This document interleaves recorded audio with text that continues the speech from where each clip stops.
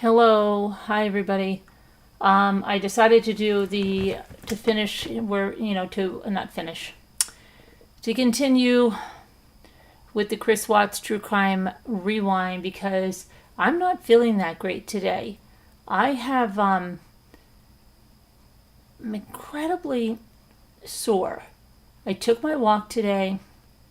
We've had rain like crazy. It started raining when I was walking, so I was like running back. Not yesterday, the day before that, I got caught out on my walk and it was lightning, thunder, and I was freaking. So I was really running on that one home. Then the kids, when did I go to that? That was Wednesday. I did that tremendous, I don't think you could appreciate the hike up that mountain. And I don't know if it's from that or what, but I thought, well, am I not taking my vitamins? I've been taking them right. I just feel like incredibly sore, but then, like, I hope I don't have a hernia or something either. So I don't know. I'm in a lot of pain. A lot of pain. Like last night, I couldn't even sit here. My legs hurt so bad. So I don't know how long I'm going to last tonight. So that's why I'm doing a true crime rewind. But anyway, and then, oh yeah, and then we lost internet because we just had another storm. We're having storms like crazy. Hi, Sherry. So, hi, Crystal. And there's really not much going on in true crime. That guy's still on the loose in Pennsylvania, and nothing else. And tomorrow's Monday, and it's just, I've just been really, just have not had a lot of energy either, which is really, really upsetting me. So anyway, because I have so much to get done. But anyway, that's enough about me. Let me get to YouTube live chat so I can see you guys.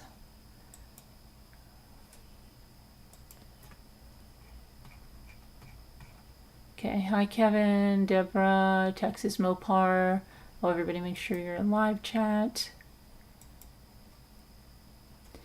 Let's see here. Margot, Crystal. Whoopsie. I've lost my stuff here. Sherry. Shine Like Diamonds, how are you? Kate O, how are you? I don't know. Texas Mopar. Got you. Crystal. All right, everybody. So let's let me cue something up here.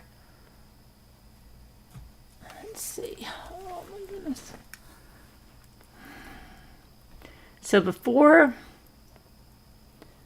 what did we do when we did Chris Watts? We did the phone calls, and the last one we did was a coder interview, okay, and that part ended.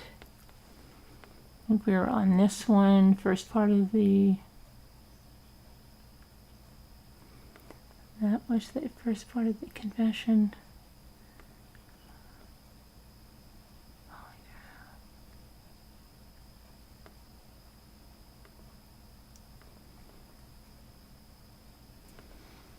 Why do I have part two? Oh, part one. Okay, and this was Chris's first, this was after the lie detector. And then we did that, and we did coder. So we're going to do,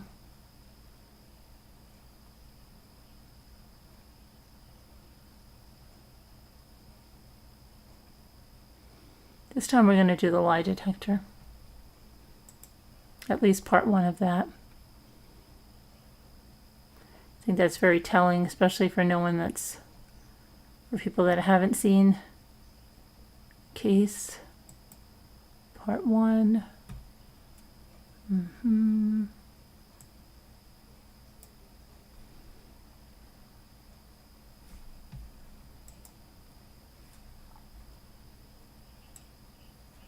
to boost your website conversions? Meet Hotjar. It lets you see how people interact with your site.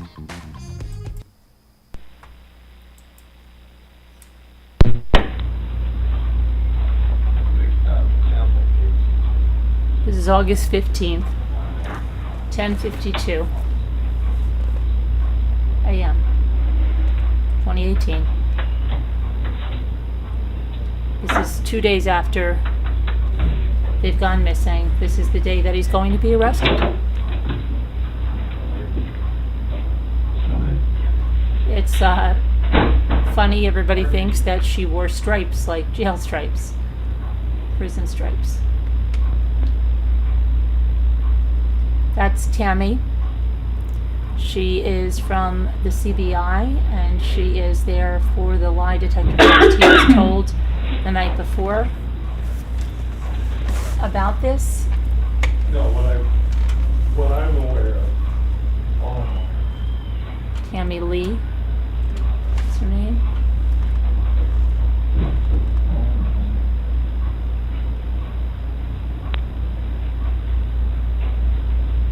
So we're back in here.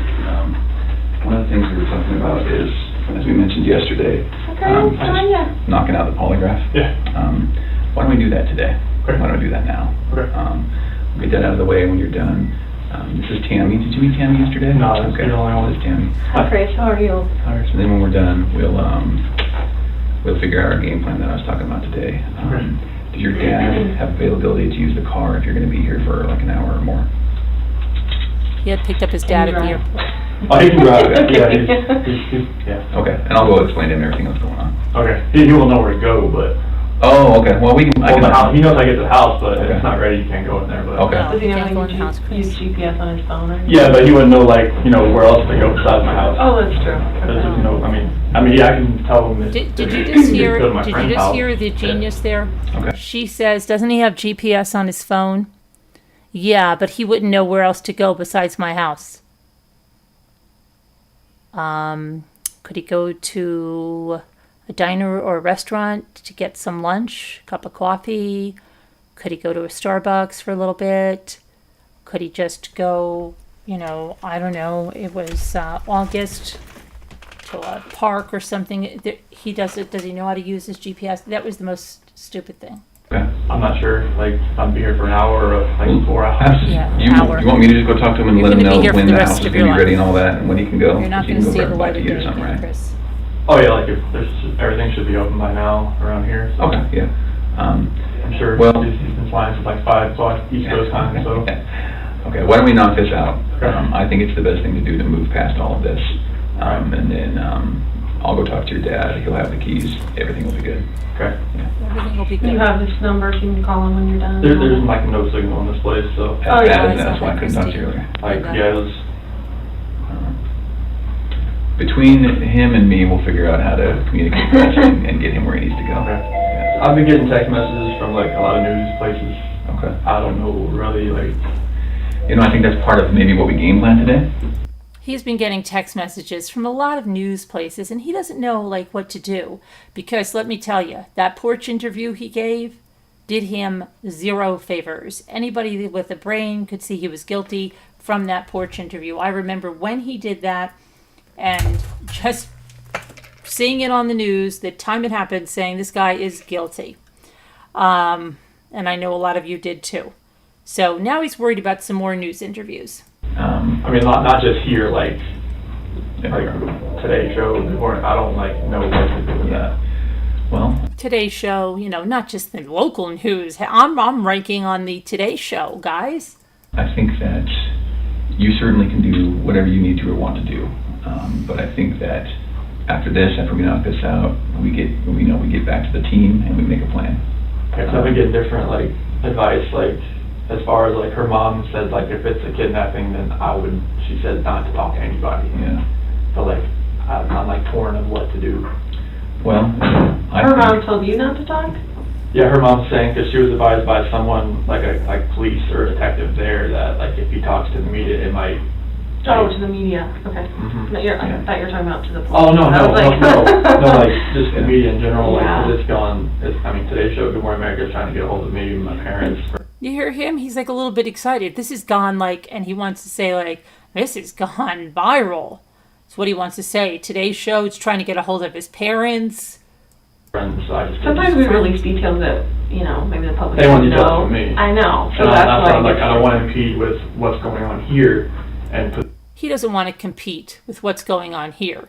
This guy is really thinking, you know, he's a celebrity now. things out, because I've watched enough shows that He's say, watched like, all enough right, shows. don't put things out there before the police. put Because things then you out don't there. know if somebody really knows or if they just saw it on TV. Mhm. Yeah. Well, let's do this. I think while you're doing this, it's going to be completely okay to ignore your phone and the media and everyone, right? Okay. So let's get this out of the way. I think it'll really clear your mind a little Yeah. bit, right? All right. Really clear up things. So why don't we put a halt on the phone, on texting people, on Good Morning America, all those stuff. I haven't responded to any of them. Let's Only focus my on friends. this. Yeah. Focus on this. Let's knock it out, and then let's talk. Okay. All right? All right. All right. And You guys Grandma, good? you'll come in, I'll go get you when we're done. Yeah, okay, cool. Yeah, okay. Yep. Okay. Thanks. I'm going to have a seat right here, Chris. Sit on this? Yep, I know, I'll explain what that is here in a little bit, but you don't have to worry, it's not on or anything right now, it's not gonna buzz you or anything. I've never done this before. I know, a lot of people haven't had polygraphs before. Okay, another Einstein comment here. I've never done this before. Really, Chris? And she's like, yeah, a lot of people haven't done polygraphs, Chris. Okay? It's not like a normal thing that people go through. A lot of people, like obviously in law enforcement and places like that, they have to go through polygraphs for their job, but other than that, most people never take a polygraph in their entire life, so. Yeah, so I have like no idea like what to expect, honestly. Yeah, so how are you feeling today? I'm sick to my stomach, honestly. Like, the first day I thought, okay, she was just somewhere. Sure. And after yesterday, all the activity at my house, I didn't know, it went to the other extreme. I've just been like sick to my stomach that either somebody has her or she's in trouble and the kids are not safe either. Right. Well, and I think that's totally awesome that you're here today. I mean, I commend you. We do this in all of our missing person cases, so don't think that we're just singling you out like, oh my gosh, they want me to take a polygraph. Anytime, you know, someone was the last person to see people or, you know, it's a missing person case, we start from the inside and we work out. I mean, that's pretty much what we do. So I've done polygraphs on the Jessica Ridgway case. I don't know if you were here for that. The name sounds The familiar. little girl that went missing in Westminster and all Okay. that, yeah. And then just the one that we had in Thornton last year or the year before. So we do this all the time. So please don't think that you're being singled out. Like this is one way that if you didn't have anything to do with it, that we can let the investigators know, the people that really do need to know, that are looking for your wife and your little girls, to let them know, like, you know what, don't focus on Chris, focus over here, because obviously we've already cleared him, he's good to go. Now focus on the real person that did something to this, you know, Okay. to Shannon and the little girl, so, Okay. okay. So I am, my name is Tammy. If you can call me Tammy, I'm an agent with the Colorado Bureau of Investigation, so it's a CBI. It's kind of like the FBI, but for Colorado. Okay. So what our role is, just so you know, is anytime a law enforcement agency or a district attorney's office or the governor needs assistance with a case, they can call the CBI to come out and assist them. Okay. So obviously in this, you know, type of case, they're calling in all the resources that they can, which includes me, who works out of the Denver office, and I also do polygraphs. So they asked me if I would be willing to come here and chat with you and hopefully get you cleared up and on your way, because Okay. it sounds like that's what you're here for, and Yeah, that's that's awesome, because that's mostly what people want to do is like, dude, you're looking at the wrong person. Like, I just want to show you I had nothing to do with this, and then you guys can get on your way and, you know, do your investigation somewhere else. So, Okay. because that helps us, because then we don't have to keep focusing on Chris. Does that make sense to you? Yeah. Okay. This polygraph today is going to be recorded. Okay. Obviously, it would be dumb if I didn't, because what if at the end I said you said whatever and you really didn't say it? Obviously, they could go back and look at the recording. There's a camera right there. And there's also a backup digital recording that I'm doing. Okay. It fails me the second I try and trust it always fails me. So you said that your cell phone, is it off right now? And That would be great, because we can't have anything like buzzing, vibrating, ringing, that kind of stuff. So this will take at least a couple hours to do the polygraph, just because it's a real structured type of interview process. I have to go through a bunch of things with you. You're going to get the same polygraph that I gave someone last week. So it's very structured, and we go, in order and that kind of stuff. And you're going to know the wording to all of the questions I'm going to ask you on the test before we even take the polygraph. So don't. A lot of people come in here and they think, oh, they're just going to, attach all these components to me and then just start asking me random questions that I've never heard before, and of course I'm going to react to that. That's not at all how polygraph works. And That's what I thought it worked. Yeah, you're actually going to probably know more about polygraphs than anyone before you leave here today, just because I explain everything to you and how everything works. Okay. Obviously, you're probably nervous about taking today's test. Honestly, I would think something is wrong with you if you weren't nervous about coming in here to take a polygraph. Yeah. Even if people are like, I don't have anything to hide, it is nerve-wracking. When I have taken tons of polygraphs, obviously in my training, I went to 10 weeks for training. I've been a polygrapher for about 5 years. I went to the best school in the country. So I want you to have confidence in the fact that if you had nothing to do with this disappearance, like, we're going to find that out today, okay? I have the best training that they offer in the United States. We use the most validated testing, the way I'm going to ask you the questions. So believe. If you have had nothing to do with this disappearance, we're going to find that out today. Now watch what she says to him. If you had nothing to do with this, I will be able to show them that today. Okay? So that should give you some confidence that, this is how, you're going to be cleared today if you had nothing to do with it, okay? There's actually only, nervousness or anxiety cannot cause you to fail a polygraph. A lot of people think that too, that if they're really nervous that it could cause them to fail. If that were the case, no one would be allowed to take polygraphs, because every single person is nervous or anxious about taking a polygraph, okay? I thought that's how it worked. On nervousness? Yeah. No. He thought that was how the polygraph worked. If you're coming up as nervous or anxious, then you're lying. He thought that's how it worked. There's actually only 2 ways you can fail a polygraph, okay? The first way would be if you fail to follow my instructions. I'm going to give you a lot of instructions today about how to sit still, how to answer questions, things like that. So if you fail to follow those instructions, you will not pass today's test, okay? The second way would be if you choose to lie to me today. Lie to me today, okay? Obviously, this is about 100% truth. Even if there's, something that you didn't tell the investigators, since Monday, I guess, is when the police were involved. If there's something that you didn't tell them since Monday, that is totally fine. I get it. People aren't going to remember every single detail every time they talk to someone. As long as you tell me what the truth is today, you will have no problem with passing, okay? I promise you that. And obviously, I hope that, if you did have something to do with their disappearance, it would be really stupid for you to come in and take a polygraph today. If you did have something to do with their disappearance, it would be really stupid for you to come in and take a polygraph today. Exactly. Right?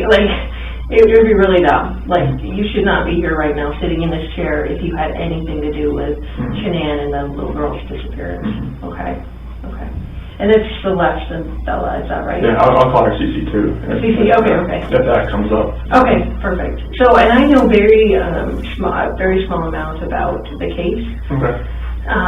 Just because I want to know less about the case, because I want you to be able to tell me about the case. I don't want to have some preconceived notions about the case, and that's why I don't want you to assume that I already know details because you told Detective so-and-so, that kind of stuff. I want you to be able to tell me like you were telling someone for the very first time about what happened when we get into actually talking about what happened, okay?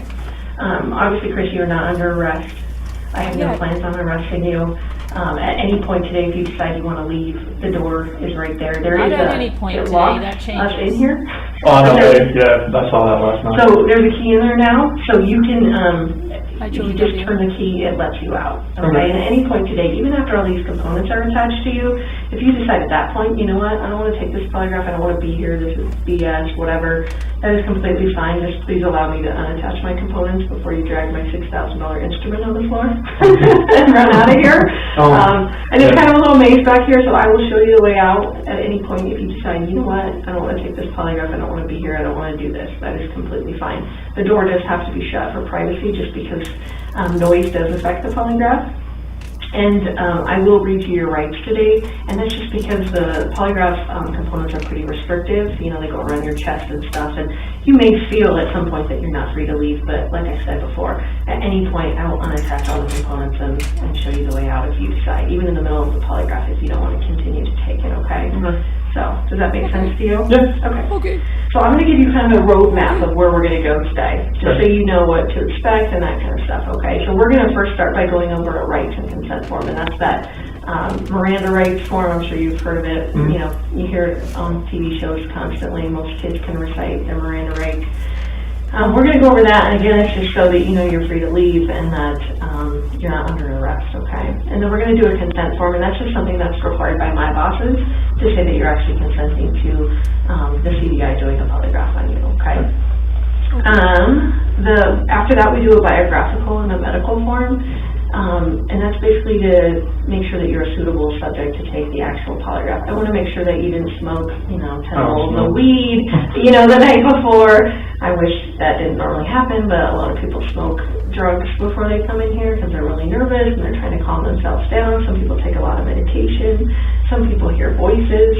All of those things are things that I cannot conduct a polygraph on someone if they have those things going on. So I just need to make sure that none of that stuff is affecting you. You seem very lucid. You're talking to me. You're making sense. You're not jittery. You're not moving around, that kind of stuff. So I don't think we're going to have any issues, but I want to vet all of that out and just kind of, make sure that you had enough sleep and you're not, obviously no one's getting a lot of sleep, probably since Monday, but just so we can talk about all of that, okay? Sure. And then after that, we're going to discuss the issue of why you're here. Okay, I want to know everything you know, and again, I don't want you to assume that I already know something. I want you to kind of start from the beginning and like telling someone, maybe, a friend that you hadn't talked to since any of this has happened, and you're basically having to relay all of the details of exactly what happened with Shanann and the girls, okay? And then after that, we're actually going to take a bathroom break. I'm going to let you take a break. You can use the bathroom, get something to drink. That water there is for you if you need that at any point today. And then you're going to come back in here. I'm going to explain to you how and why the polygraph works. Again, you're probably going to know more about polygraph than you even care to know before you leave here. I'm going to explain how it works, and then we're going to go over the questions that are going to be on the test. And like I said before, you're going to know the words to every single question. So it's not that, and we're going to discuss that even before we even take the polygraph, like what those questions mean, and just so you are completely clear in your mind when Tammy asked me this question, this is exactly what she means, this is exactly what she's asking, and this is the answer that I have for that question. So we're going to go over those. I let you practice answering them like 2 or 3 times, and then we'll go through them repeatedly if you need me to go over them 4 or 5 times, just, before we actually take the test. I'm more than happy to do that too. I want you very comfortable with the questions and that you know what they mean and how you're going to answer them, okay?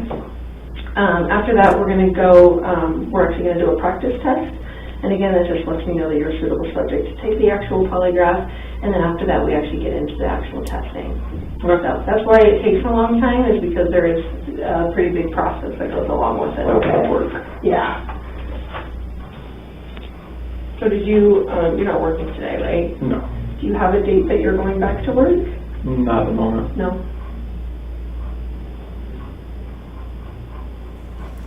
How long have you worked for Biographical? January 2015. So, About 3.5 years, almost. yeah. Do you like it there? Oh, yeah. Oh, Yeah, yeah. I worked for Covenant Testing Technologies before that. What is that? That's a contract company for oil and gas. Oh, okay. Before that, I worked for Ford for 11 years as a technician. Oh my goodness. So does that translate into No, well, darker stuff? it's mechanical. I mean, like, I like to fix things. And when I moved out here, I worked at Longmont Ford. Okay. And I moved up pretty fast there, but I hit that like kind of plateau that kind of just like I couldn't go, it got stagnant. Mm-hmm. And I was having this carpal tunnel syndrome in both my hands, and I mean it was bad. Like I was doing this like all day, like it was bad. Yeah. So, you still have that? I don't even know. Can you get rid of carpal tunnel? Oh, like it was just the onset of it. Like Oh. it wasn't like full on I need to have surgery type thing, but like now it's so much better. Like it doesn't have that pain. Like there's a lot of mechanical things you do in oil and gas, but it's not as repetitive. as the car industry is. So are you, excuse my language, are you a worker bee or are you like a boss guy? At A little bit of both. Okay. You're getting your hands dirty too? Oh yeah. Oh yeah. Yeah, like I'm a field coordinator right now for the area. We have 6 route operators and 2 rover operators. So that's what I'm kind of just over them right now, and we kind of game plan, like we look on the computer on our well summary screen and kind of go from there to see what kind of problems we might have throughout the day. Sure. And just kind of like, all right, this is what we need to do. You go here, there.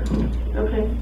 Got everybody's doing kind of middle part of the day, and everybody needs help, and try to get everybody checked out by like 3:30 or something like that. Oh, that's nice. But don't you go to work pretty early? Yeah, we start pretty like 6:30, somewhere around there. So. That's super early. Oh yeah, you have to get there early. You just never know what could happen. So. That's true. That is true. So do you have an ID on you, Chris, that I could see?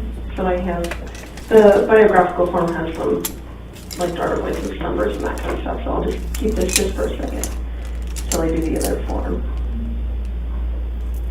Are you named after anyone? No. No?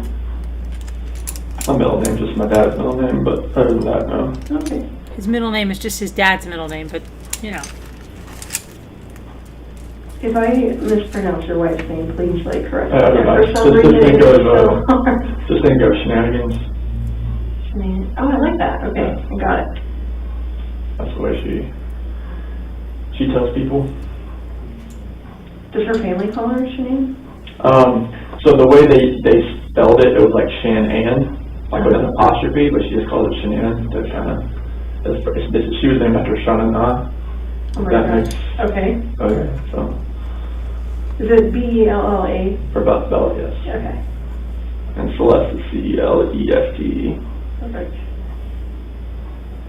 All with the same last name? Yes. Right? Okay. So, Chris, this is the advisement and rights form. This just says that Agent Tammy Lee says, I'm an agent with the Colorado Bureau of Investigation, and I wish to talk to you about, obviously, the disappearance of Shanann, Bella, and Celeste Watts, okay? You have the right to remain silent. Anything you say can and will be used against you in a court of law. You have the right to talk to a lawyer and to have him present with you while you're being questioned. If you cannot afford to hire a lawyer, one will be appointed to represent you before any questioning if you wish. You can decide at any time to exercise these rights and not answer any questions or make any statements. Do you understand each of those rights? Were they read to you, Chris? So I'll just have you write, I guess, when we get to that. And then having those rights in mind, do you wish to talk to me now and obviously go through with the polygraph? Okay, perfect. So what I want you to do is go ahead and answer both of those as yeses, if you still agree with that, and then sign and date that signature line, if you would.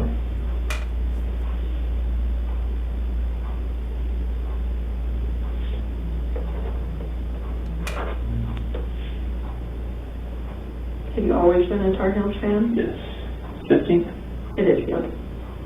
My son is like a huge Tar Heels fan. I don't even know. Have you always been a Tar Heels fan? Maybe because the Nuggets suck. I don't know. Well, George Paul used to coach here too, and he was a Carolina guy. Oh, he was? Yeah. I didn't know that. Yeah. Do you go to any, do the Nuggets play Carolina? North Carolina? Oh no, North Carolina is that's the college. Oh, college. Oh my gosh, I'm sorry. So, You're right. Yeah. Okay. I'm getting all my teams mixed up. You're right. Did you go to college then? No, I wish I did. You That was wish? nice. Yeah. Well, where did you go to college? I went to NASCAR Tech, and it's in North Carolina as well. NASCAR is the name of it? Man, it was a mechanical school. Oh, really? Yeah. Very cool. It focused on regular automotive and then the NASCAR portion as well. Oh, very cool. Yeah, You learn a lot of stuff. Oh yeah. Is that like kind of elite mechanical school scope? It was part of the Universal Technical Institute. Like it was part of their program plus the NASCAR part. Plus I went to the Ford, the FAC program there as well. So. Wow, that's awesome.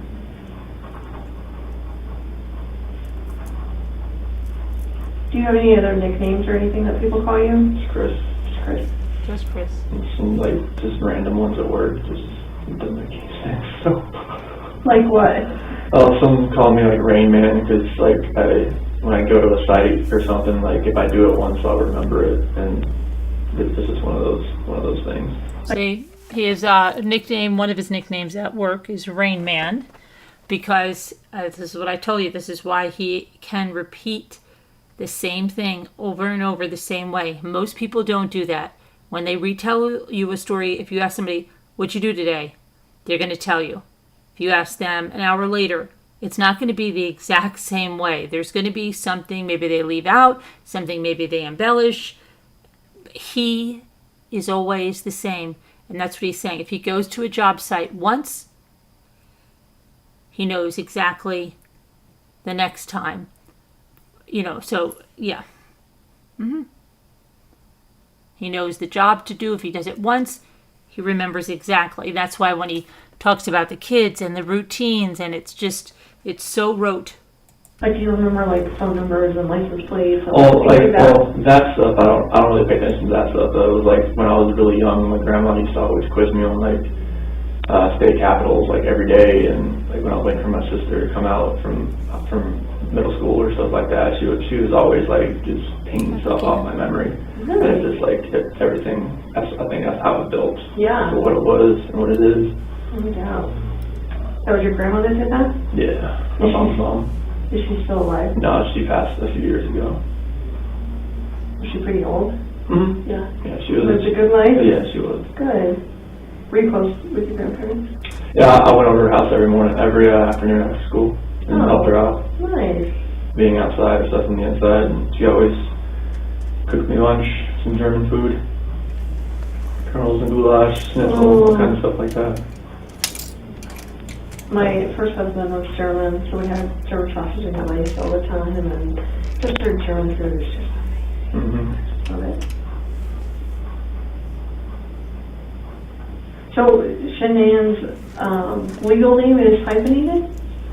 I've never seen her written that way, but okay. That's the way her parents always said. That's how they did it. Okay. Shan and apostrophe A-N-N. Okay. It's easier to say it when I spell it out, but you keep wanting to say Shannon, of course, but a lot of people call her Shannon. I'm assuming. Oh yeah. Her parents sometimes call her Shannon.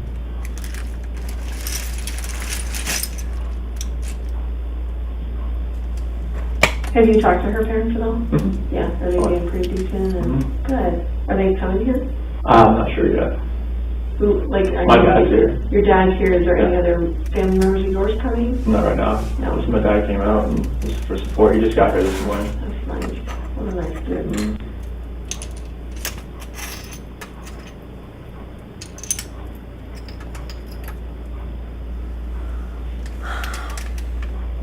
Okay, so this is that consent that my bosses require, and this just says Agent Tammy Lee has advised me that she's investigating the matter of, obviously, the disappearance again of Shanann, Bella, and Celeste. I hereby say that to the best of my knowledge, I'm in good physical and mental health. I also state that no force, duress, or undue influence has been used against me, and that I am consenting to this polygraph interview on my own free will. I understand that the results of this process will be released to, obviously, the Frederick Police Department, the District Attorney's Office, and the FBI.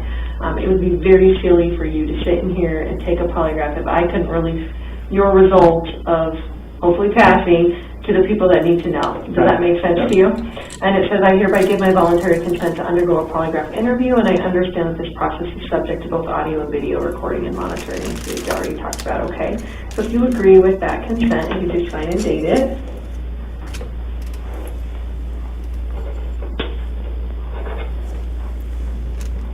So where did you stay last night? Because I know that... Nick and Amanda's house. Nick and Amanda Thayer. How do you know them?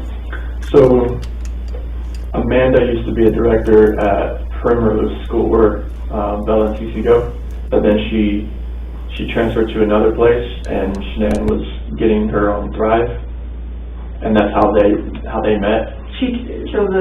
Amanda's transferred to another Primrose? Yeah. Okay. So, like, Shanann couldn't, like, talk to them about Thrive, the direct sales business, like while they're at, like they weren't allowed to like talk like, you know, outside, like if their child goes there, I don't know, something about the school rules or something like that.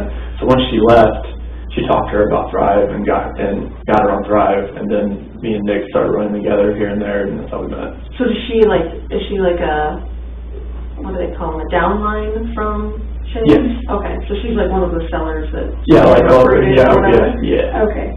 And I don't even understand Thrive. I'll be honest with you. Like, I'm even a chick, and I don't understand what all of that Thrive stuff is about. What is it? It's vitamins and minerals, and it's all plant-based, non-GMO stuff. It's really healthy for you. Yeah. Do you do it? Yeah. Oh, you do? Mm-hmm. Okay. Yeah, I was 245 pounds when I started. No way. Yep. How long ago was that? 2016. Wow. Wow. I've been doing it for a while. Oh my gosh. So, I think the only thing I know about Thrive is like patches or something. Is that what that is? Well, it's 3 steps. You have like vitamins. You have 2 capsules you take when you wake up, 2 pills. Okay. And then you take a shake with water and put on a patch.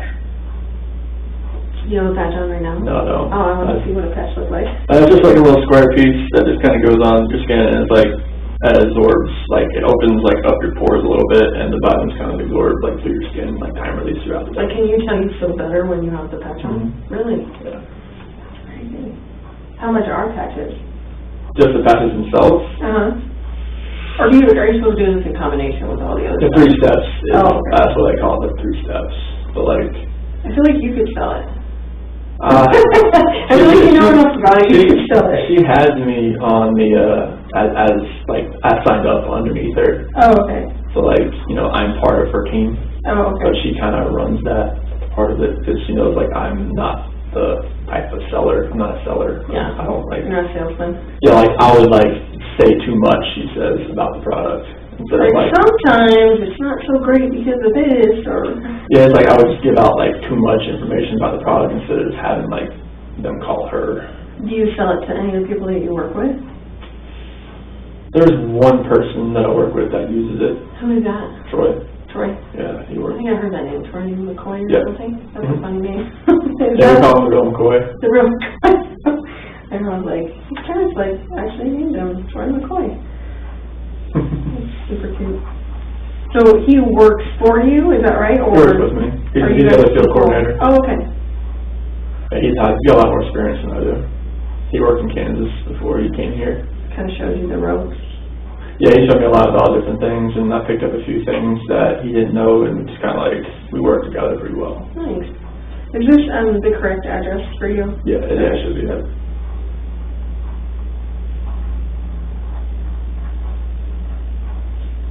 This is Troy married? Yes. Oh, yes. So do your families hang out at all? A few times we have. His kids are older, Oh, okay. Like how old are they? like 11, 10, 8, and 7, Oh, okay. somewhere around there. There's 4 kids? Two of them. Oh, okay. Like a blended family? Yeah. I think he met her when she had 2 kids already. Oh. Yeah. So what's your Social Security number, Chris? 241 Okay. 67 3387 And your cell phone? 910 309 1702.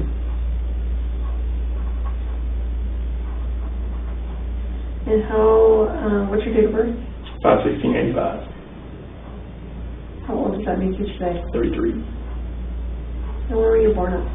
In Fayetteville, North Carolina. How do you spell Fayetteville? FAYETTEVILLE. Do you say Fayetteville? Mhm. Okay. And this says you're 225. Is that correct? 180. Okay. Was that a lie on here? What year was that? That was 2014. No, I was probably 225 then. Oh, okay. Yeah, I gained some more weight. What do you think made you gain weight then? Celeste pregnancy.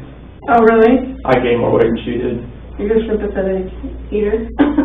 When I went and got her Oreos, I ate a few on the way upstairs. I'm not gonna lie. That happened a lot.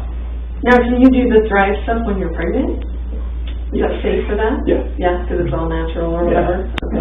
There's different variants of the patches that she can't use because like some of it's for weight loss. Oh, you don't want to lose weight while you're pregnant, right? That was not- Or it's more like for fat loss, and that's like, they recommend not using that type of patch. Okay. So as far as growing up goes, and I'm actually done with that, so you can put that away, thank you so much. Who all was in your family? Who did you live with? My mom and dad, and my Okay. sister. And your sister? Yeah. So just 2 kids? Yes, Okay, and what's your sister's name? Jamie. Have you, is Jamie coming, or have you talked to Jamie? I'll or- talk to Jamie and her husband. Yeah. Yeah. How old is Jamie? So she'll be 40 this year. Okay. She's 39 right now. Okay. So she's a little, Yeah, she's 7 years older than me. yeah. So you were at home by yourself for a little while, huh? Yeah, we didn't really get close until I got like older because that was such a big age discrepancy. So you get along with her well now, Oh, yeah. and her husband and stuff. Yeah. Do they have kids? 2. 2 kids? Yep. How old are their kids? 10 and 7. 10 and 7. Do you get to see them very often? Or? I just saw them like when I was in North Carolina. Oh, you did? Yep. Nice. When were you in North Carolina? So it was the August 1st to the 7th. Nice. And how far did you get in school? So I graduated from high school and I got through the NASCAR Tech program. Nice. So you got a GED or an actual diploma? So it's like a certificate, I guess. It's not really a diploma because it doesn't have like English, math, science there. It's just strictly like mechanical. No, but through high school. Oh yeah, I got a diploma. You got a diploma? Oh yeah, Okay. definitely. And then you got a, I'm sorry, Like a certificate from NASCAR Tech that I completed their programs. Like, I guess it can't be a degree without, like English, math, and science and stuff like that. Did you always know that that's what you wanted to do, was the car stuff? It was, if I could go back, like, I'd probably just use that more of like a hobby. And maybe like dive more into the technology part of it, like, because we had like an Academy of Applied Technology when I was there. In the high school I was in, maybe go into more of the computer programming part of it. So are you like a pretty techie guy? Not I'll say techie, but I understand like numbers and math a lot. Like that's like with working on these wells, there's a lot of programming, a lot of setting up these wells to make them run, and like using the numbers, the pressures to optimize the wells is something. You already lost me, like I do I did not do that job. That's why I helped Troy, like he knows more like the stuff that was like 10 years ago type of thing. And I know more about, I've kind of like grasped the more of the stuff that's happening right now. Sure. And that's how like we kind of like work together. He's like, if he has to work on a pumping unit, like, all right, I'll help. You got this. If I get working on like a normal well and setting it up, he's just like, here you go. Like I will just watch. But does that translate into like my husband is a techie guy in our family, so like he sets up all our routers, like when I get a new phone, he sets up my phone for me just because he has that brain that I don't have as far as being a techie person. So are you kind of that person in your family? I can do that. I can do that kind of stuff. I can't like do code or anything like right. that. Right. You're not writing computer code? No, I can't. 0101, that's all that kind of stuff. Right, okay. Awesome. So, in your job now, like, what is your title? So I'm field coordinator. Field coordinator, okay. And you've done that for 3.5 years or whatever? So I was an operator. Just like, well, it's the same. Like you're an operator. You're operating oil and gas locations. Just legit. I was an operator, and then I was an operator but / rover. Like I would go around helping people. And now I've went up to field coordinator. It's like now I just kind of like tell people like this is where we need to go and. Like, we need help, let's go there. So when did you actually get promoted to that? When one of our other field coordinators, he went to a different group, the HGOps group, and our other field coordinator had to go down to Texas to help, so me and Troy got elevated up. So that's what happened. Okay. We were just kind of backfilling, we didn't know like if it was permanent or not, and it turned out to be permanent, so. Wow, that's awesome. So tell me about, kind of give me a synopsis of your childhood, like what your parents did for a living, My dad was a parts manager for Ford dealership. Okay. It's kind of where the cars things came from. See it. And my mom, she was like a secretary and notary for used car dealership. Oh, okay. So like she more into it. She sold the cars too, but like she was more of a secretary and notary and she bounced around a couple different used car dealerships. My dad stayed at the same one, changed the name a little bit, changed names.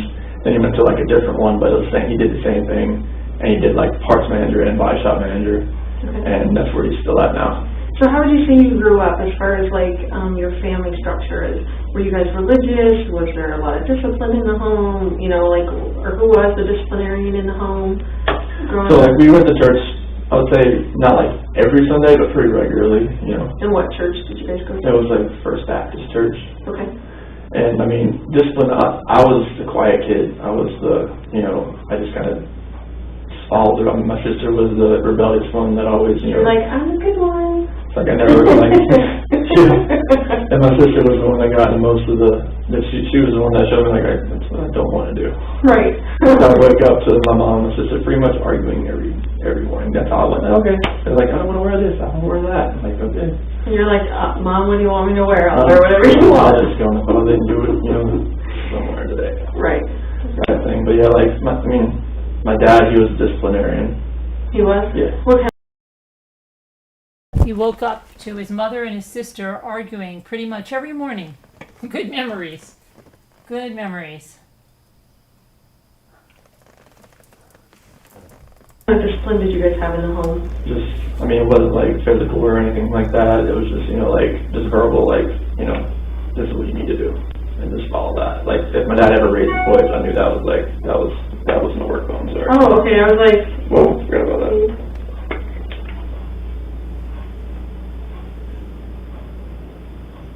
Doing kind of now, I'm not in the middle of the text. No, you're good.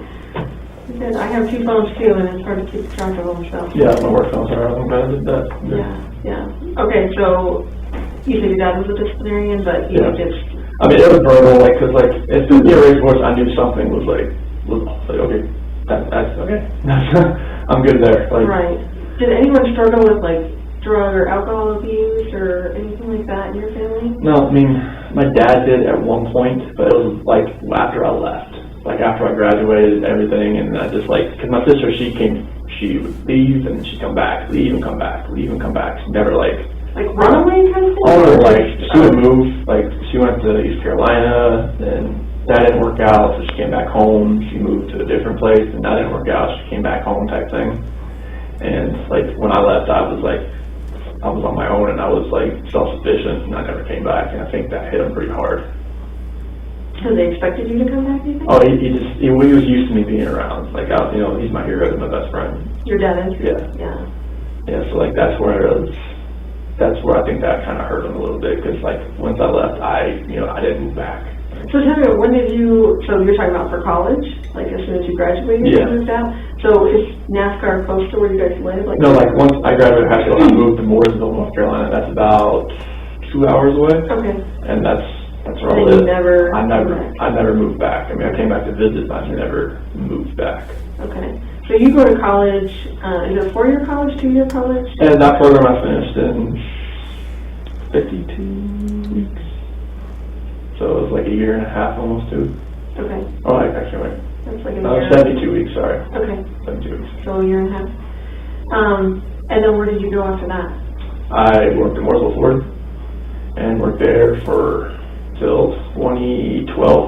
So that was 2003. So when I was going to NASCAR Tech, and I was working there as a porter, moving cars around, changing the oil here and there type thing. And then once I graduated, they moved me into more of a line tech as far as actually fixing things. Okay. So from 2003 to 2012, I was there, and 2012 to 2014, I was at Mont Ford. Okay. Did you have any high school sweethearts or girlfriends from NASCAR Tech or? There's no. There's probably no girls at NASCAR Tech, I would imagine, but.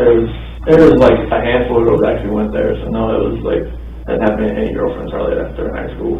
Okay. What about when you got done with NASCAR Tech? Oh yeah, there was girlfriends like that in Mooresville in there, but nothing really serious. Nothing serious? Yeah, I met Shanann in 2010. Oh, 2010? Yeah. Okay. And how long did you guys date before you got married? I'm assuming you're married? Yeah, 2012 when we got married. Okay. Dated a couple of years? Nice. Now, does she live in Mooresville? She lived in Belmont at the time. So how did you meet her? Through my cousin's wife. And my cousin's wife and Shanann, they knew each other from from a wheel shop that she ran. That Shanann ran, or the cousin's wife? No, Shanann ran. She ran 3 different stores. Auto parts? Wheels, tires, audio, custom stuff. Oh my gosh, you're just all in that. All in that. It's all crazy. Okay, so we're gonna, I'm just gonna ask you some of the medical questions just to make, again, sure that you're a suitable subject. And you said you've never taken a polygraph. Nope. How would you describe your physical condition right now? Good, fair, or poor? I'll say good. Good. Okay. Have you had any major surgeries or injuries within the last 6 months? Are you in any discomfort right now? As far as pain is yeah. No, not really. My family's missing or whatever, pain. Just physical or sick to my stomach thing. Yeah. No, Obviously you're not pregnant. No. Have you eaten in the last 24 hours? I had a pizza last night and protein shake this morning. That was it. Okay. What time did you have the pizza? So right when I left here, so it was like 11. Okay. And what time did you have the protein shake? Probably about 7:30. Okay. Was that with all your 3-step process? Mm-hmm. Okay. What time did you go to bed last night? Probably about 12:30. Okay. And what time did you get up? Probably about 5 and just kind of looked at my phone. Okay. And you stayed at the other Amanda and Nick Amanda's house. Yep. Okay. And how would you rate your sleep, good, fair, or poor? Is there anything came forward fair? I'll put it in the middle. Okay. Okay. Yeah, fair I'll give you sleep. that box. His whole family's gone. He had some fair sleep.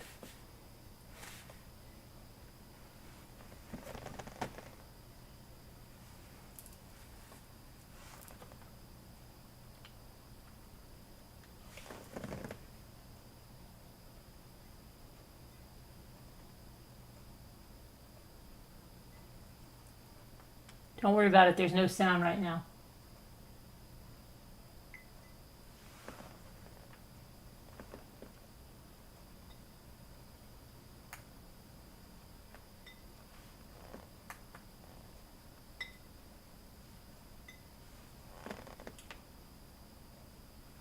Wait a second. What's going on? From the entire. There we go. We So I understand. Again. No. Or do you drink alcohol?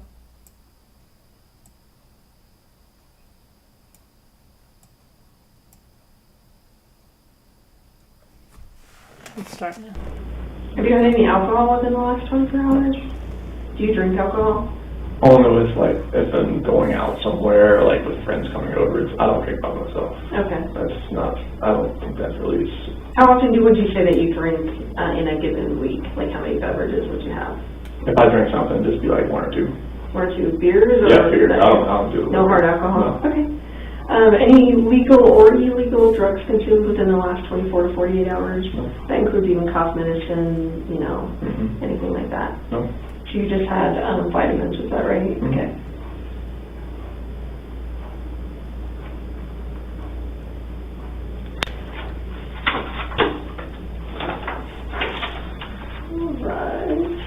So now Chris, we're going to discuss the reason why you're here, okay?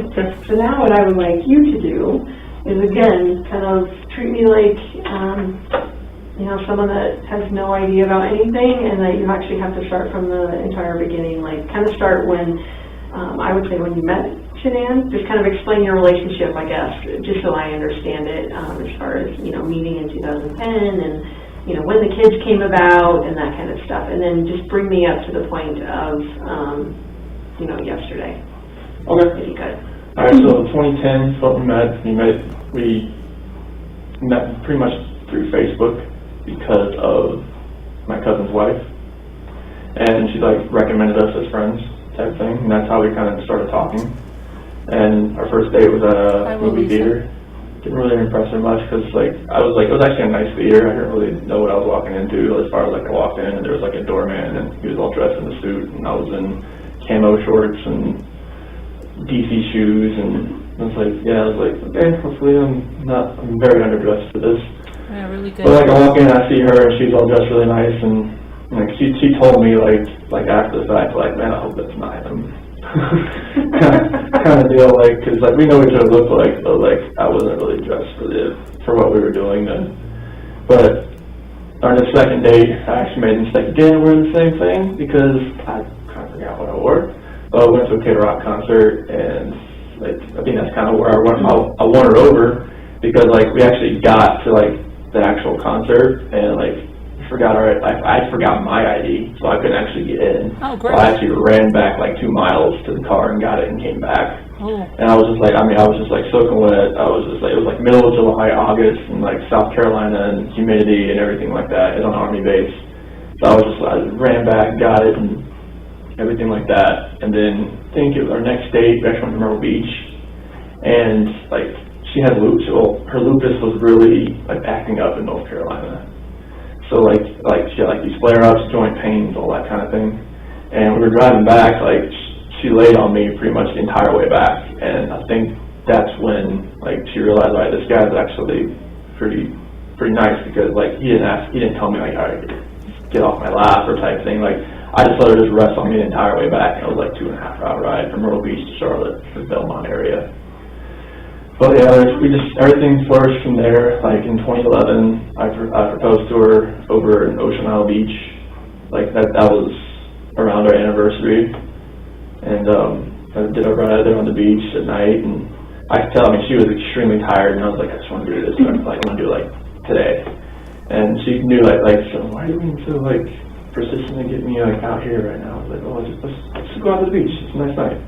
Proposed to her on the beach, said yes, and everybody was ecstatic and everything. And she's very organized. She's like OCD about like organization, putting things like you saw like the pantry. She everything was just like named and a container all the way down. Like it's very easy for, if you just came into our house, you would know what stuff was. You would know like where everything was.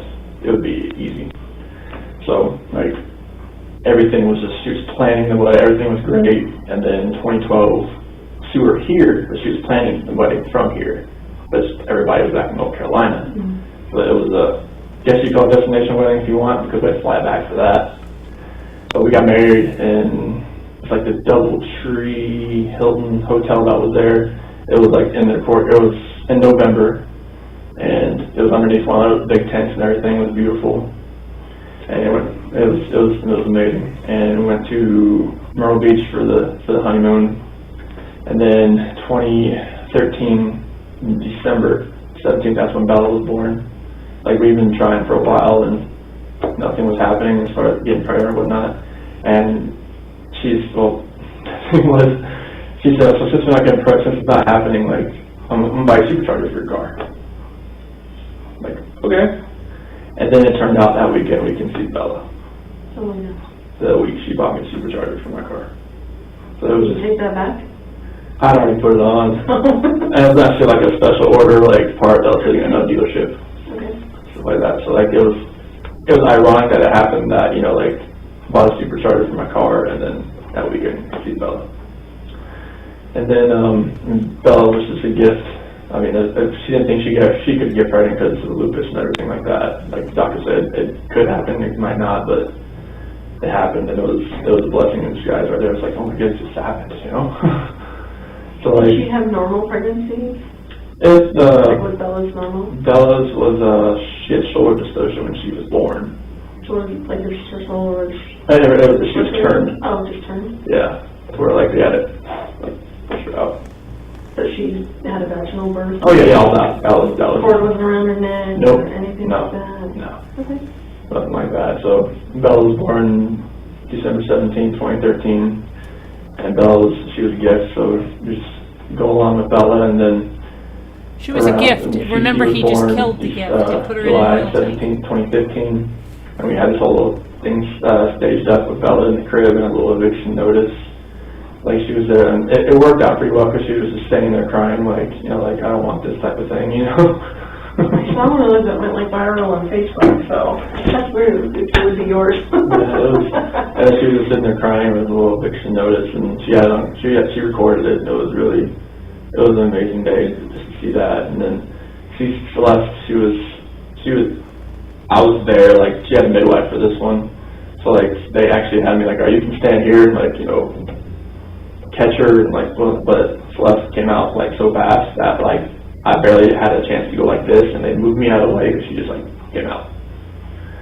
So it was, Celeste, I was a lot better with Celeste because with Bella I didn't really know like a lot, like what I should do, what I couldn't do, how to calm, stuff like that, like, you know, burp, swaddle, everything like that. Like I didn't, you know, I had like no idea. I just pretty much watched, like, all right, how do you do this? And then with Celeste, it was more of like, that's why Bella kind of like, she's a mommy's girl. Then when Cece was born, did you care if it's Cece or Celeste? No, okay. Go for it. All right, when Cece was born, it was more like, all right, I know how to change the diaper. I know how to do all this. Like, It's like I can do this. I can help. That's great. Like a Chris, lot you can more. help. That's why Cece is more of a daddy's girl now. Oh. Like whenever she gets in trouble, it's just like she said, Daddy, Daddy. And Whenever Shannon she gets in mad, trouble, she's like, "All right, whenever you tried to don't kill her, don't when you tried to tell murder her, When she gets how in is this trouble, man like, even? She's in trouble, leave her alone. Like she just bit Bella, she just like hit Bella, like don't coddle her. That's where I'm going to coddle her. So it's like having them both around is just like absolutely amazing. They're like two peas in a pod. Like Celeste is more the rambunctious, just like all I out. believe he's talking either about goes two or kids she's that he sleeping, murdered type thing. like But this. she's This always is not even getting in affecting trouble. him. Always like trying to find something to climb, jump off of. Like Is that like you, or is that like Shanann? Bella's more like me. She's more of the calm, just like she's cautious type thing. Like when Cece, I think, fed off of Bella a little bit as far as like, all right, she's my sister. She's the younger one. She's the youngest person in here besides me type thing. And she kind of fed off of her and some of her friends that like came over, and that Cece just kind of like built that attitude. She was just like, yeah, she's a rambunctious little munchkin. Like if I'll show you a picture, but it comes off. But like when she was on the plane coming back, I mean, she just had just like this face like that. Like don't like. But she was excited to be on there, or? Oh, it was just like she was like being like. You can imagine a little kid in a plane in a seat. Like she feels like she loves to move around. She doesn't like sitting in the same spot type thing. And then when Shanann told me about the third child, it was just like, all right, let's see what we got now. Let's see if we can boy or girl. I mean, we're trying for a boy, so now we're just like. Is it a boy? We haven't told anybody yet. But yeah, it is. Oh, it is. Yeah. Can they find that out that early, or? At 12 weeks, they could find out. Wow. She had one. The ultrasound was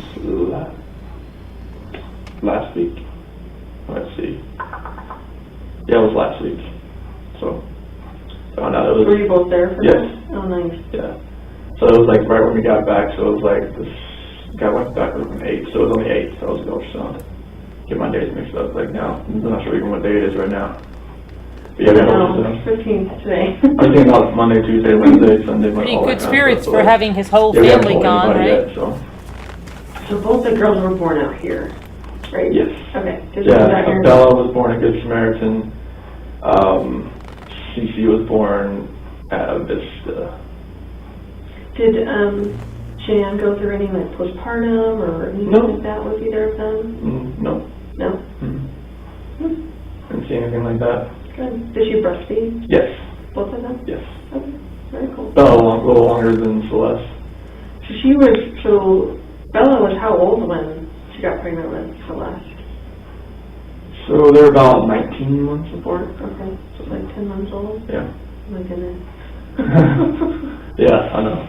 Yeah, you were like, oh my gosh. No, we didn't know if it could happen again. That's true. So were you guys even using protection, or are you just like, it's not going to happen, so it is what it is? Yeah, it is. We'll It take is what God good. gives Yeah. us kind of thing. Mhm. Very nice. Okay, so keep going from after Celeste was born. So after Celeste was born, I mean, we kind of thought, we kind of see how two kids went. They're just like rambunctious, they're sister love, and now they're 4 and 3. Bella will be 5 in December. So it's like, if it happens, it happens. As far as like having she used fertility drugs on both Bella and Celeste. Oh, she did? Yeah. Okay. Like the third child now, she was on no medication, nothing like that. She's just on Thrive. Like she's healthy. She feels healthier now. Mm-hmm. And then with the Thrive, she really thinks that we only tried twice, and it happened. Oh. So she really thinks that it was more of being a healthier person. Sometimes just having the stress off, have my kids, so this is just a bonus. Oh yeah, like that. Too, Yeah, I could definitely Seems like a lot of women think, oh, we can't get pregnant, and they have a baby, and then they're not worried about it anymore. So then they get pregnant again. Yeah. They're like, oh, I didn't think it would happen again. So, Definitely. yeah. So tell me about after that. So. It was just after we didn't think it would actually happen. So we really think that being a healthier lifestyle, being healthier, really helped this. Only really trying twice, and boom, and it happened. So it's just been. And when did she find out she was pregnant? I would say it was in probably the first or second week of June. Okay, Mhm. not very long ago. Yeah. And she's about 14, 15 weeks right now. Okay. So, why don't you bring me up to, why don't you start with like, if you guys went to North Carolina, so maybe just start from the trip to North Carolina. I guess you met her there maybe for part of it, is that right? Yeah, like she was there. So we got back we went to a drive trip in San Diego, and it was the end of June. Okay. And then I think it was June 26th, that's when we came back here. Her dad was watching the kids. And then that same, like later on that day, they flew to North Carolina. Okay. So why don't you kind of start there and just take me up until yesterday? Okay. And So- as detailed as you can. Okay. So like while they were in North Carolina, it was like they're there to see my family and obviously her family, and just kind of like, because they haven't seen the kids in a while, as far as our kids. And so they were just there. She had a couple things she wanted to do there, as far as like meeting up with her promoters and customers. That she had a bunch over there in North Carolina, so she was hoping that she could meet everybody else over there and have like her dad, and mom, and my mom and dad like have fun. Sorry, with the kids. Mm-hmm. And Three babysitters, heck yeah. I know. But yeah, it was mainly like just a little family vacation for them right now, for them on that trip, for everybody, just to see the girls.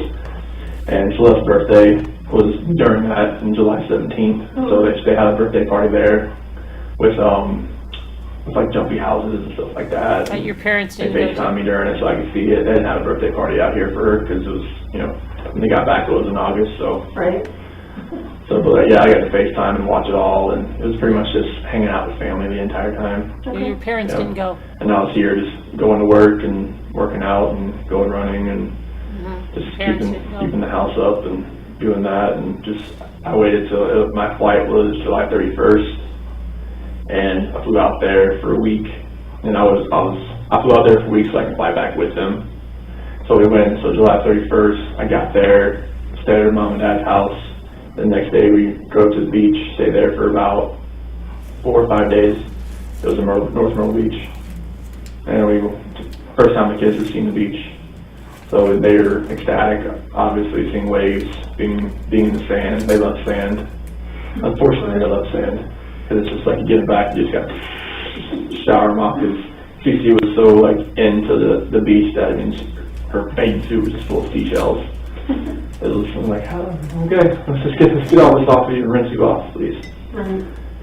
But yeah, it was an awesome trip. Like just seeing them react to the ocean, and then we went to like Broadway at the beach. It was in Myrtle Beach, like an outdoor little mall, and they got to go in these like little, like where they strap you in a harness and you get just to jump higher.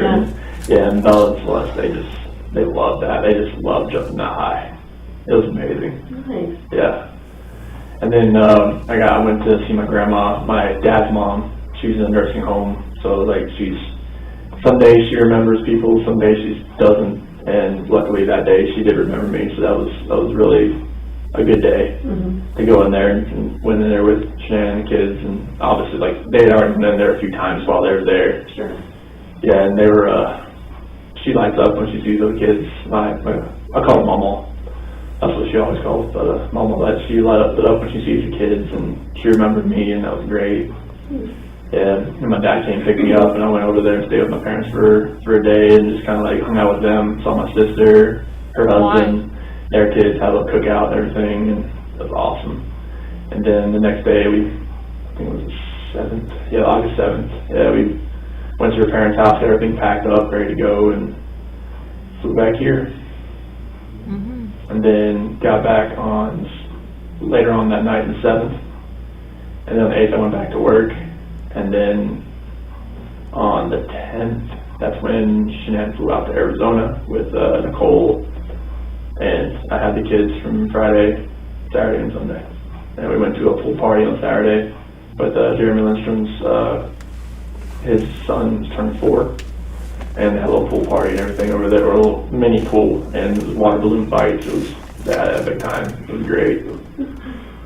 it was awesome. That was awesome. It was just seeing their faces and seeing how much I mean, they didn't really play with water balloons that much at all, so Cece, like, she would come over, she put one right in my pocket and just smacked it while I wasn't looking. She's a little trickster, so that was funny, and drove home, got back home, ate, and it was a really awesome day. What'd you do? Didn't you? So that was on Sunday. You forgot your mistress. That was on that Sunday. So got the kids back, got them all showered up, got them to bed, and just pretty much waited around for hear from Shanann, because she was flying back that night, and her plane got delayed because there was a lot of dust storms in Arizona, and there was some other weather around that was delaying flights getting in there, and they didn't have a crew. That's why it was delayed. So her flight was supposed to get in around 11, but it didn't actually get in until about 2. So it was about you want to just go into this now? Yeah. Okay, cool. So about 2 o'clock, came into bed. Like about 1:48, my doorbell picked up that she came in, but at 2 a.m. that's when she came into bed. And about 4 o'clock that morning, so my alarm went off, so that's when I usually get up, get ready for work and whatnot. So I get up, get dressed, brush my teeth, deodorant, all that kind of good. I don't know if it's take a shower because I work in the oil field, but I'll take a shower when I get home, type thing. And she told me before she got in that I want to wake up, when you get up, just take a shower, get the airport off me, type thing. So I woke her up about after I got ready and everything, and then we had talk about the selling the house and about separation and stuff like that. It was an emotional conversation. Obviously, we were both crying, and after we talked, she said she was going to take the kids to a friend's house and that she'd be back later on that day. So it's okay, that's fine. So I went downstairs and packed my lunch and filled my water jug and got my computer and everything and loaded my truck up, and I went to work. Yeah, obviously they were both crying. He forgot And to fill it out with his I got to work, started working, and about 7:40 or so, I texted her, hey, I heard from her. I was okay, I didn't know where she was going. I didn't know what friend's house she was taking them to, or what friends she was going to with the kids. So I was hey, text me, let me know where you went, where you took the kids. And I didn't hear from her.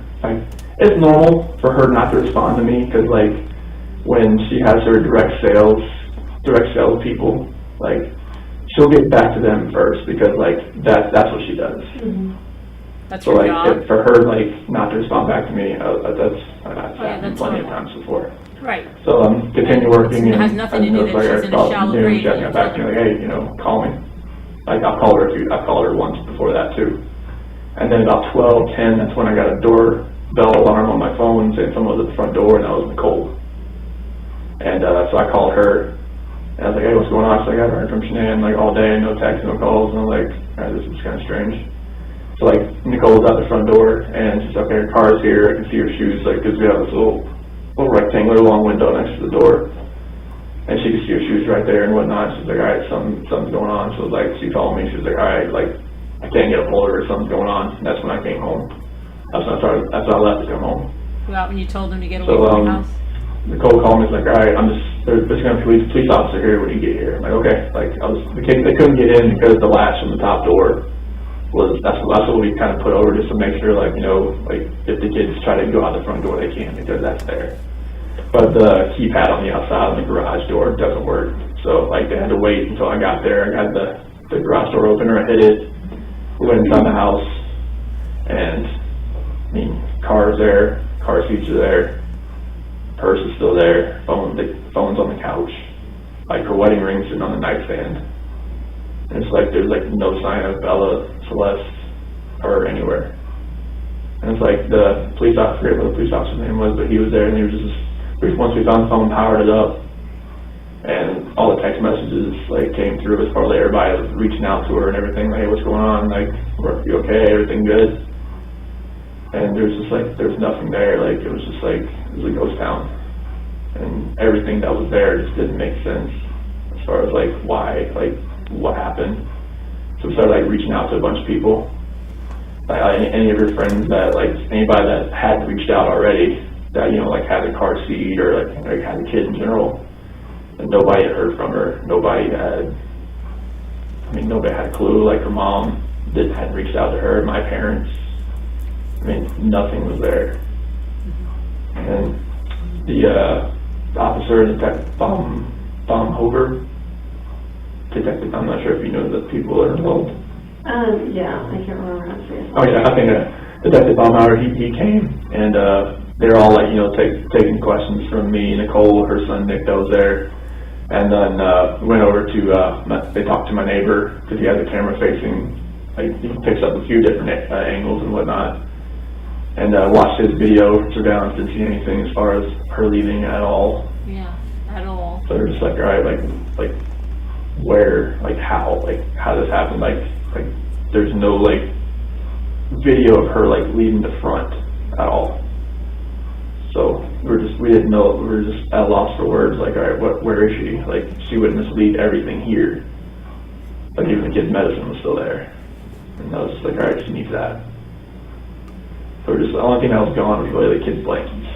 Like, everything they slept with, like, Celeste has, like, this big New York Yankees blanket, and a little dinosaur, and, like, a little dog that makes noises, and a turtle, and something. It's a whole package. And Bella has two blankets, but one was still at the house, the other one was gone. And she had the dinosaur and like a little swan blanket. Her other little, we talked to the neighbor, we looked at anybody else that maybe had a camera somewhere, but nothing was going on. They had other community services, like go into houses, like knock, hey, have you, like, do you see anything? Like, you have a camera, do you see anything like that? And we had nothing at all. Nothing, right? And it was just like, all right, so at this point I'm hoping, all right, she's at a friend's house, she's safe, and she's just like decompressing, or like she's safe. Decompressing. But like that night, like as I'm like calling like hospitals and hotels, and just like there's Calling nothing. hospitals like, and hotels? There's nothing there. Like nobody's had her check in. There's nothing at all.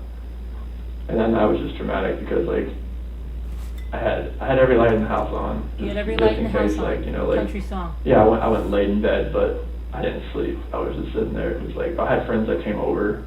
Nick and Amanda came over for a little while, and they showed support. My friends Dave and Jeremy came over. They showed support. Shan's friend Lauren came over. She showed support. Another friend, Melissa, came by that I didn't know that she showed support. Everybody She showed support. What I don't know odd thing. why She this happened showed or how support. this happened, but like I hope that she's okay, type thing. Yeah. And just like I was just hoping that I would get that knock on the door or a phone call or a text. I mean, her phone, they have her phone, like hopefully maybe it's a number I don't know. Hopefully it's like, like a burner phone or some kind of like phone she bought, and she could just text me and call me like, hey, I'm okay. Burner phone, Chris? Something. Or just get a knock on the door and then the kids just run in. And I was just like it didn't happen. And when I was going through like that night, just trying to process everything, like I miss like the kids like sitting at the dinner table and like having to tell them to eat their dinner, and like I miss them throwing their chicken nuggets at me. Like when I went to their rooms, just kind of like make the beds, and it's like I wasn't gonna turn the rain machines on. He says the exact same thing over and over, because that's what he thinks being a father I wasn't is. gonna kiss them goodnight. I wasn't gonna do that. I wasn't gonna play in the playroom. I wasn't giving them like their nightly snack, like their nighttime snack. I wasn't giving them their medicine. I wasn't. Not just that, I can't believe I've got to find my kids. All that it just hit me. He's so bizarre. Like I'm not turning the monitor on to watch them because they're not here. Like, where are they? And then I was just like, I didn't even want to stay in the house that night, but I knew I had to, just in case like maybe they came home, maybe they would come in that front door, garage door, or something would happen. But nothing happened that night.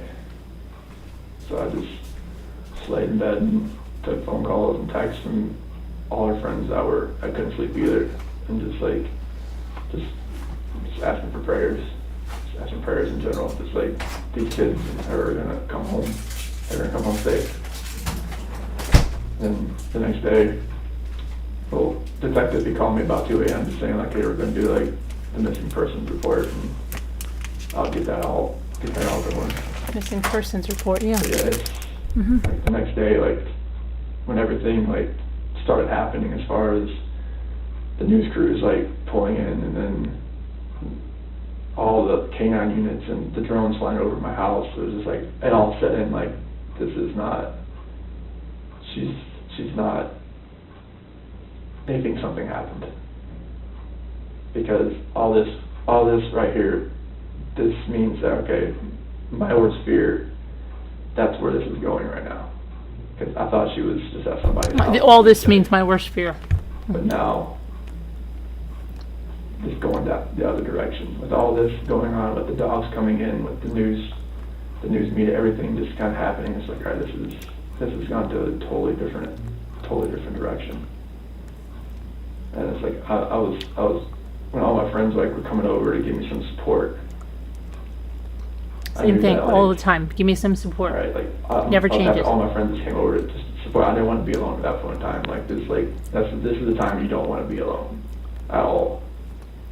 And my friends are supporting me all through this, and I just want to find them. I want them to come home safe, like, wherever they are, I hope they are safe.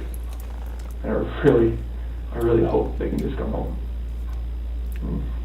The FBI agent, Graham, he's been really helpful. I mean, he didn't tell me what league they have. She's looking at him today, like, you are but so guilty. I'm hoping that it, at least them coming home.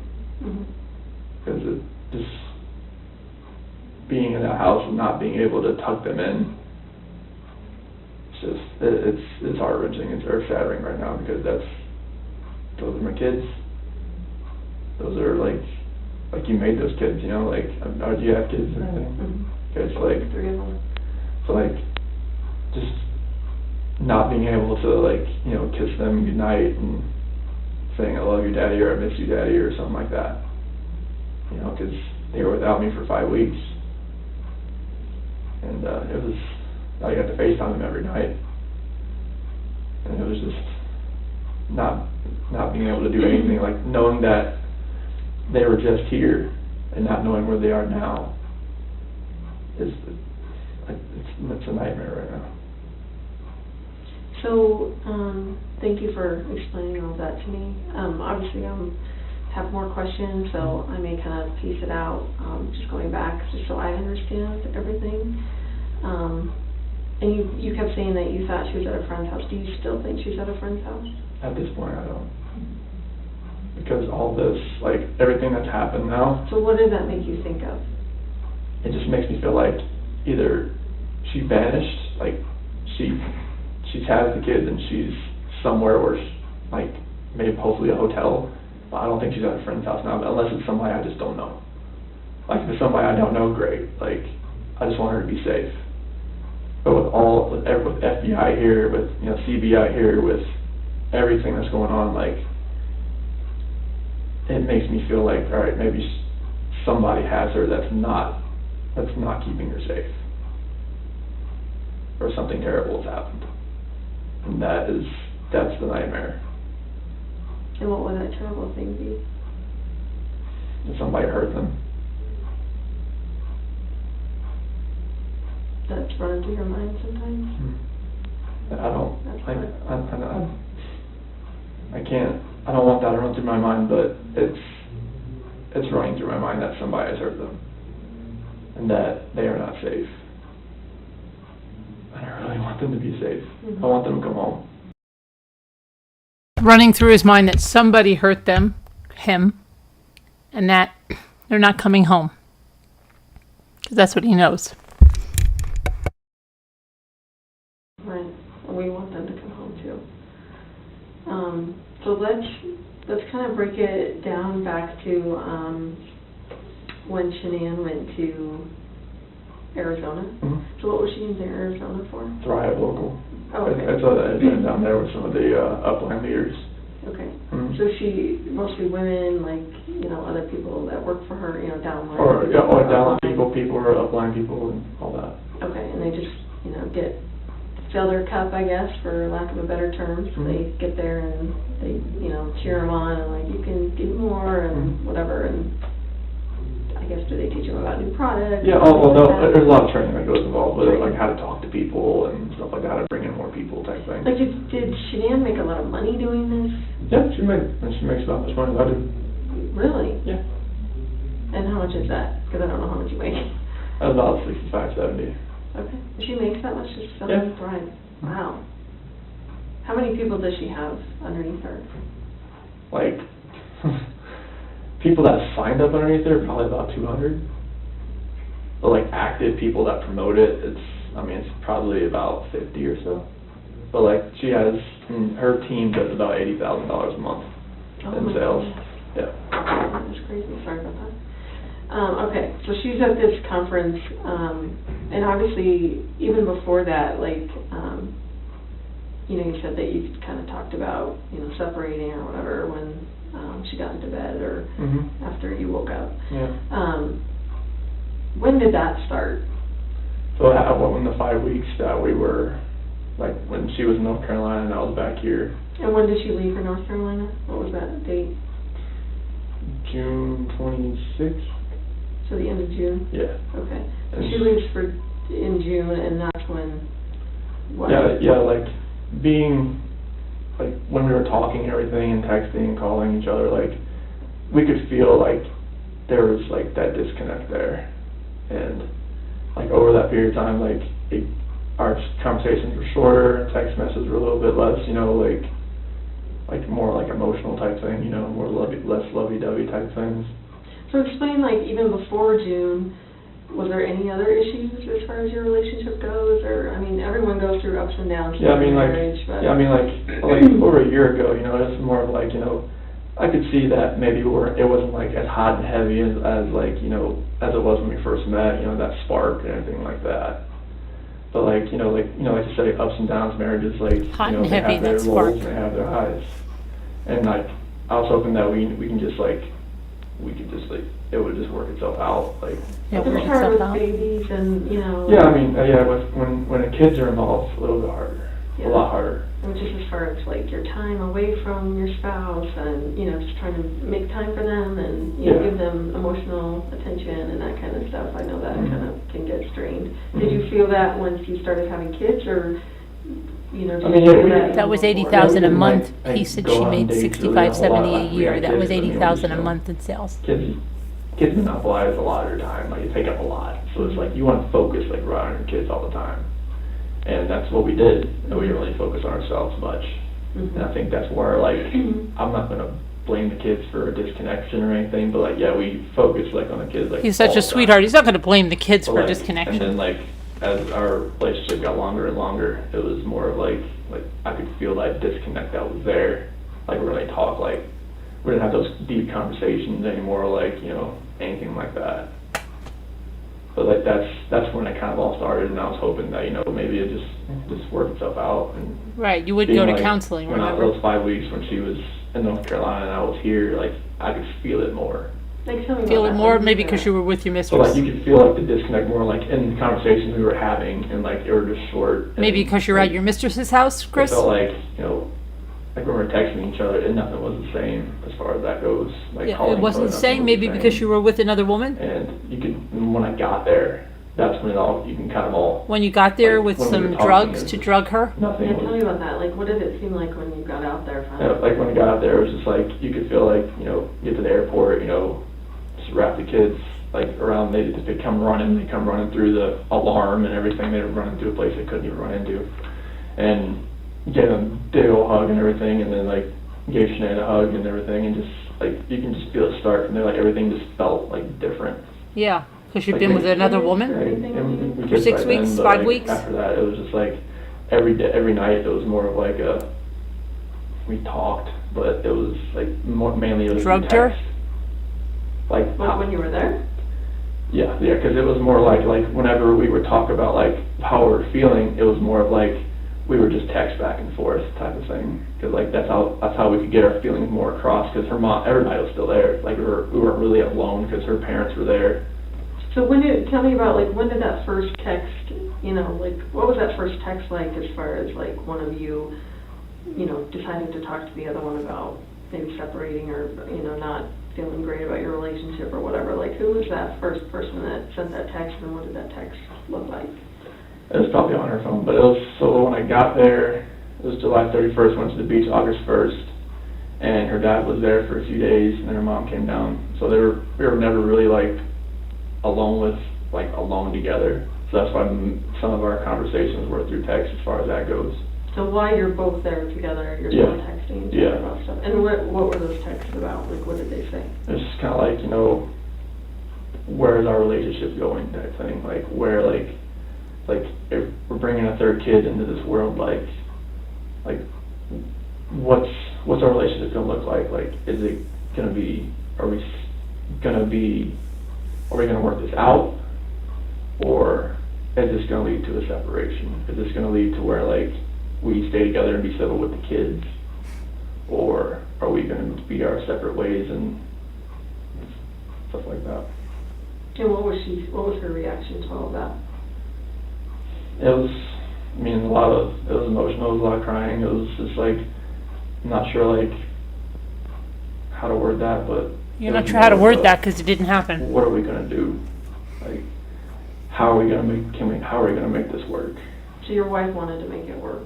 Like, we both wanted to see, like, all right, is this going to make it work? Is this gonna work? Like, are we still at that point in our relationship where we're gonna make this work? So, like, when she went to Arizona, she confided in a bunch of her friends as far as, like, what was going on, as far as, like, where our relationship was. And how do you know that? Once this disappearance happened, like, they knew, like, I didn't know if they knew or not. They reached out to you and told you that they knew? Or? Well, I told them, like, we were, gonna go through, like, with a separation and everything, like, oh, we knew you guys were having some issues there and everything. I'm like, oh, okay, I didn't know. Did they tell you what Shannon had said? No. They said they saw her, like, and her emotional state, it wasn't the same as far as, like, they could tell something was, like, it was different about her. So in North Carolina, is that the first time you guys have ever talked about maybe not being together and maybe, figuring out life separately? Yeah. Is that when you drugged her, Chris? And was that more, would you say, you bringing it up to her or her Me bringing it up to her. Okay. Did she ask you why? Like, why now? Hey, that kind of stuff. So Yeah. what did you say back to her? Yeah, it was more of just like I didn't feel that connection anymore. Like I Like fell out of love kind of thing, or it how was. would you describe it? Yeah, it was more of like I don't feel the same way that I used to. Like I don't think we have that connection anymore where like I can just like be myself and just like be everything that I need to be for you right now. Mm-hmm. And that's how I explained it to her. Where's that coming from? And she said what? She didn't like know really what to say. It was just like This never I don't happened. know. Okay. I didn't see it, but it's like I want to work on it and I want to see where this can go. Like if we can fix it, like either through a book or like counseling or. So after your conversation with her, it was your This is in North Carolina. right Yeah. belief that you guys would try and work on it together, just to see if it would kind of work, or Or just kind of like see where this like we'll take this week because it was an emotional week just because of everything we were saying and like what we were thinking. She wasn't like, tested. She liked and all that, diamonds, but she especially got bringing other so kids into the incredibly world. sick right after he It's like, gave her a we drink want when he got that there. environment to be as like healthy as possible. Sure. Did you guys? I'm sorry, it's pretty in here. I'm gonna Not if I'm- pump this up a little bit. Did you guys sleep in the same bed while you were there? In North Carolina, yeah, like there was a couple. I slept in the kids' room one time, and I slept on the couch another time. Is it just because of the tension? Yeah, there's tension in there. That's good. And then when we got here, But when you're there, like, did you guys have sex at all, or? No. No? Okay. Were you guys affectionate after the kiss at the airport? Not really. Okay. That's where we could feel like it wasn't really there at that point in time. Yeah, it wasn't Okay, really and there. up until the point where she left, was it, affectionate and, No. what was your sex life like? I mean, the last time we had sex was in like May, like when the kid was born, or kid was conceived. The kid was born. So, That would have been in May? Is that It would have what been you're like, because she found out second week of June, so it would have been like May. saying? And was there a celebration or something that, you know, did you guys go out? Did you have a date? Did you? No, no, she got me a few shirts that, you know, had like a, you know, it said like Dad, Code of Fishing F3 type thing. She had a couple shirts made, although one of them was a back rub type thing. But as far as when you had sex in May, like, what, was there something special about that? I know we had, you know, talked about like having, like going through pros and cons of having another child, but like we didn't like have like a celebration like of having sex. So you guys, like, so you were talking about maybe having another kid? Yeah. And then you were actually trying that night to have another kid? Yeah, I think after we waited until she was like when she was like ovulating type thing. Was she keeping track of that? She always has that on her phone. It's like OCD, it's right? like a cycle tracker Okay. type thing, and it tells you. Okay. So did you find that sex was more like a job, or did you really enjoy it with your wife as far as? 'Cause Well, sometimes- I never felt like it was a task. Okay, or anything like even that. like, we're gonna do it now because I need to get pregnant, whatever, like. No, something like no, that? it wasn't like, I mean, whenever you're trying to have a kid, I mean, I think you have to like plan that part as far as that goes. Sure. Because like you can't just like, you know, have sex every day or twice a day, like to get pregnant. You have to like once and then kind of wait 2 days or something, whatever the formula is. Like she said, you have to wait like 2 days and then try again. Okay. Formula. But that's what that was. So before that time in May, how often would you say that you guys were having sex? Maybe like once or twice a week. Okay. So why do you think it significantly stopped right after she conceived in May? Like it was, it's kind of hard to tell because we went through little spurts where like maybe it wasn't like once or twice a week. Like there was times we went like a month or two like without having sex. Like and sometimes like I would try and that was, you know, either she was tired or, you know, something was going on, like she was just aggravated with something and she was like, no, not tonight, like type thing. Like I was usually the one to initiate it. Mm-hmm. Like, but I'd say most times it was like I was shot down, but that's, I mean, married life, honestly. You just kept trying? Yeah, like you try. I mean, like you never stop trying because I mean, if you felt like it was a job or a task, you wouldn't try. Mm-hmm. But like, you know, I enjoyed having sex with her, so I mean, Okay. it was. As far as like, North Carolina goes, like when you guys kind of broached the subject of maybe, you know, separating or whatever, did she accuse you of, you know, because, I mean, I think it would be a normal wife's reaction Oh, yeah, to be like, yeah. who is it? Like, you know, like, Yeah. who's the chick or whatever. Yeah, I mean, like that kind of came up, you know, like, and I was just like, you know, that would never happen. Like, you know, the kind of guy I am. Like, we were at. That would I was never at happen. One of my friends' house, Jeremy, he said, like, you know, you're the type of guy that I could send you with my wife for a week and know nothing was going to happen. Like I could send you with my wife for a week, nothing would People know happen. the kind of person I am. Mm-hmm. Oh, guys. Yeah, like. They didn't I'm know you not too the well type of before you guy stayed that's there. gonna say, all right, my wife's gone. Like, who's the girl like I can find for this like 5 weeks? Like, no, that's not me. Like, I respect my wife and she respects me. Like, there's Well, no that's a thing total that lie. She could like if she's somewhere safe right now, like, I don't think it would be with a guy. I mean, if it is, I'm fine. Like, I want her to be safe. I want the kids back home. If Yeah, I it's want with her to a be guy, safe, great. Come back home. You know exactly where We'll she figure it all is. out later. Mm-hmm.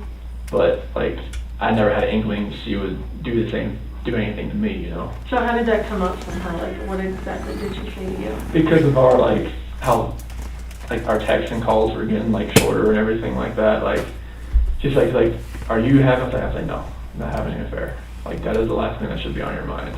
Did she bring up any That's the other, last thing that should I be guess, on your mind in an affair. evidence as far as, you know, why she would think there would be someone else involved or anything like that? No, it's just kinda like, I was, like, whenever, like, she would call, sometimes I'd be out for a run, or I'd be working out, and she could tell, like, all right, you don't wanna talk to me right now, let's just go work out, type things, like, when she was gone, I would take that more time to kinda, like, you know, go run, go work out, cause, I mean, I had time to do it, type of thing. Sure. Like, I would always make time to FaceTime with the kids and everything when she would call, like, you know, I would always make time to do, like, especially like when the kids are awake and everything like that. Sure. Like she was like later on at night, you know, like when I would just sun goes down, I'd go out for a run because it's less hot, Yeah, for a hot run. outside.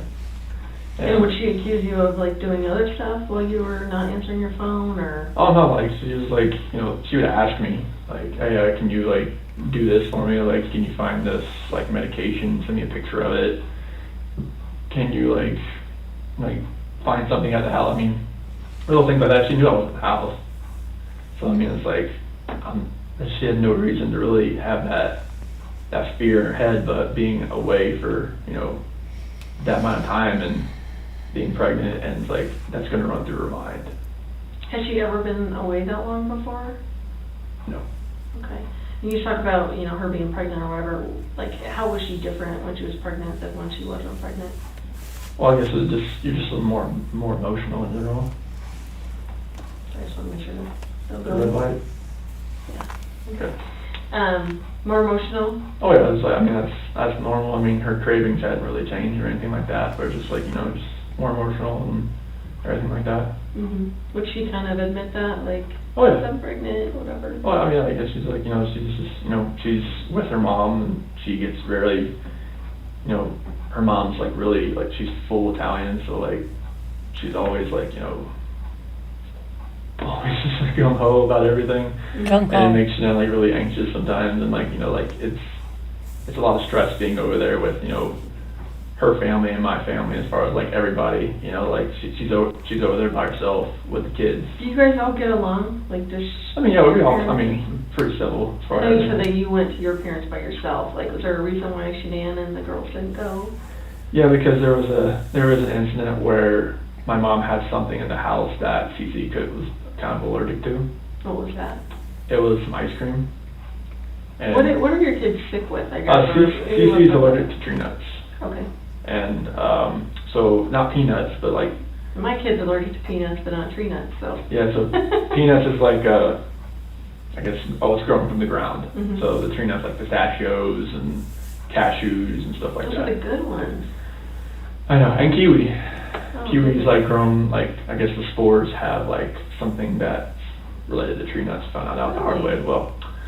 But yeah, like there was an incident where she had something in the house as far as it was ice cream that Cece couldn't have, and one of my sister's kids went and grabbed some. She was eating next to Cece, and it was just a point where like Shanann said, they cannot come over here again. Because Cece's the one that kind of would lunge, she would just grab. Like, I mean, Oh. if my sister's kid had, It would you happen know, so fast you wouldn't even be able to. you wouldn't know, because I mean, like, how we figured out tree nuts was an issue is because Cece had a little sliver of a cashew one day, a sliver, and made her react. And her reaction has gotten worse over her last panel was like a month, 2 months ago or something like that. And her reaction was a little bit more when they prick her back and everything. So like that kind of drove Shanann to where like, all right, they can't come over ever again if you're gonna have this in this house, and that's why that happened. When was that? Was that during this trip, or was that from before? It was during that 5-week span. Okay. Yeah, and they hadn't seen the kids in like 2 weeks when I got there. And Shanann was like, they can't come over. They can't go over there right now. What did you think about that? I was hurt. I was like, you know, I wanted my parents to see their grandbabies. You know, like even if it's just like we didn't even FaceTime.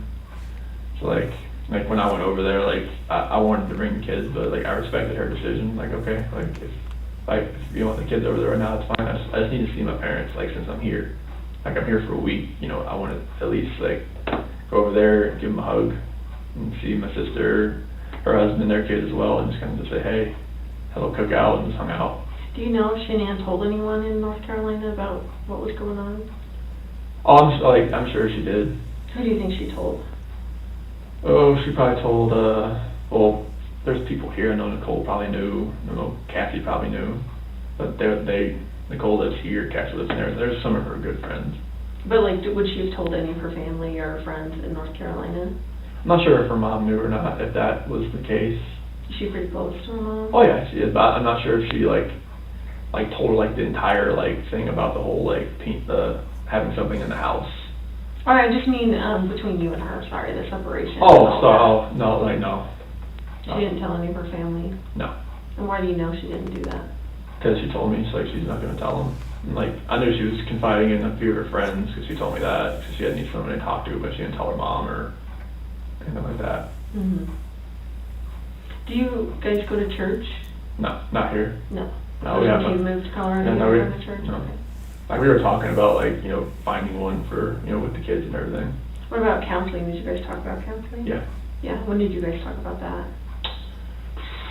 That was probably, we got back on the 7th, back to work on the 8th, so it was probably about the 8th or so. Oh, right before she left? Yeah. Or, I guess she left on the 10th, is that right? Yeah. Okay. So what came of that when you guys talked about counseling? It's like, I don't really think we really needed to go to counseling, so I've never, like, I mean, anything that we were saying to each other, I felt like we could just say to each other Mm-hmm. and not have to, like, you know, go to somewhere, sit on somebody's couch and talk to them about it. But, like, she said, like, a couple of her friends that were married have been to counseling, like, once or twice or 3 times, and they're still going, type of thing. Mm-hmm. But, like, I didn't feel like I really needed to, but, I mean, I was open to the idea because I thought, like, all right, if she really, like, if this is gonna work, maybe, but, like, I really didn't really want to do it just because, like, I didn't think we needed to do that. I thought we could just, like, you know, maybe just do it that way, but the disconnection was there. I didn't feel like it was gonna help. You didn't feel it was going to help? Do you get back on the 8th or 7th? On the 7th, go back to work on the 8th. You went back to work on the 8th? Yeah. Okay. And what day is the 8th? Like of the week? Do you remember? 8th, 9th. So it'll be a Wednesday. It was a Wednesday? Yeah. Okay. Because the 10th was a Friday, that's when she flew out. Okay. And then you worked how many days? I worked Wednesday and Thursday, and then I was off Friday because that's when she flew out to Mm. Arizona. Okay. So tell me about all the stuff you did on Friday. Or how was it, I guess, before she left? Like, did you take her to the airport? Oh no, Nicole picked her up. Oh, Nicole picked her up? Yep. Okay. What was the attitude like, or what was the relationship like when she left for Arizona? It was, I mean, we were just, like we had talked about counseling and everything, and we knew what the effects of the baby was. We weren't going to tell anybody until she got back, because Nicole knew. Mm-hmm. Nicole was the one that, like, prepped everything for her, like, with the bag, and, like, a couple things, like, pour out a little fake champagne bottle and whatnot. For which one? For like a Announcement. gender reveal type Oh, thing. gender reveal, okay. Type thing like that. Okay. So, like, she did all that for us. And so Friday, I mean, I woke up I waited for the kids to wake up because she left pretty early that morning. Nicole came and picked her up, and she left to the airport. Was it like kiss, hug, bye, or was it kind of strained as far as? It was a hug. It was a hug? Yeah. Okay. Yeah, it was just like, have a safe flight, and just let me know when you get there, and I'll send you pictures of the kids, like throughout the day, Okay. type thing. Okay. So, and then you said, I'm sorry, that you waited till the kids got up? Yeah, that's what we usually do. We just wait for the kids to wake up, so they wake us up. Okay. And Bella came in the room, and she usually just crawls into bed and just falls asleep next to us. Like, when she wakes up, she doesn't just get up and just go like Cece does. But as far as Friday goes, what exactly happened on Friday? So we just pretty much hung out around the house, just playing around. We went to, like, a grocery store, went to get my glasses, got some Grocery cracks in the store. frame. We went to Target.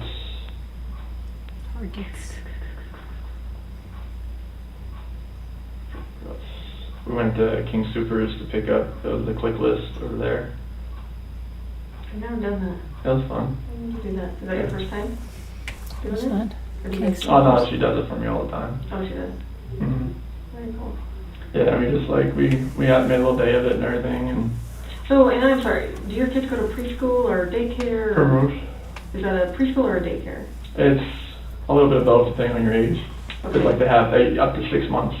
Okay, so what are your kids considered? In the It, preschool or in the? Early, Celeste is like early preschool 1? Early preschool 1. And Bella is pre-K 1. So is it like you can drop your kids off before school starts, like, and they will like Oh, yeah. have a daycare, and then you Oh yeah, it's like, well, it's go like you and- go into like they'll have like a room, like sometimes they'll only have a few teachers there at 6:30 in the morning type thing. Oh, okay, you're right, and they combine most of School the hadn't classes and started, stuff, Chris. because Mhm. there's not that many kids there. So where is this Primrose at? Is that in Erie. In Erie? Yeah. Is there only one there in Erie? Yeah, I mean Primrose is like a chain of the school, but like Right. there's another one like in Thornton or something like that. And So there's only one in Erie. yeah, there was a teacher work day that day, so that's why they couldn't go. That's what I was wondering. I'm like, so Friday they would normally go? Mhm. Okay, They would normally go. That's why like I took that day off because like you didn't have any daycare.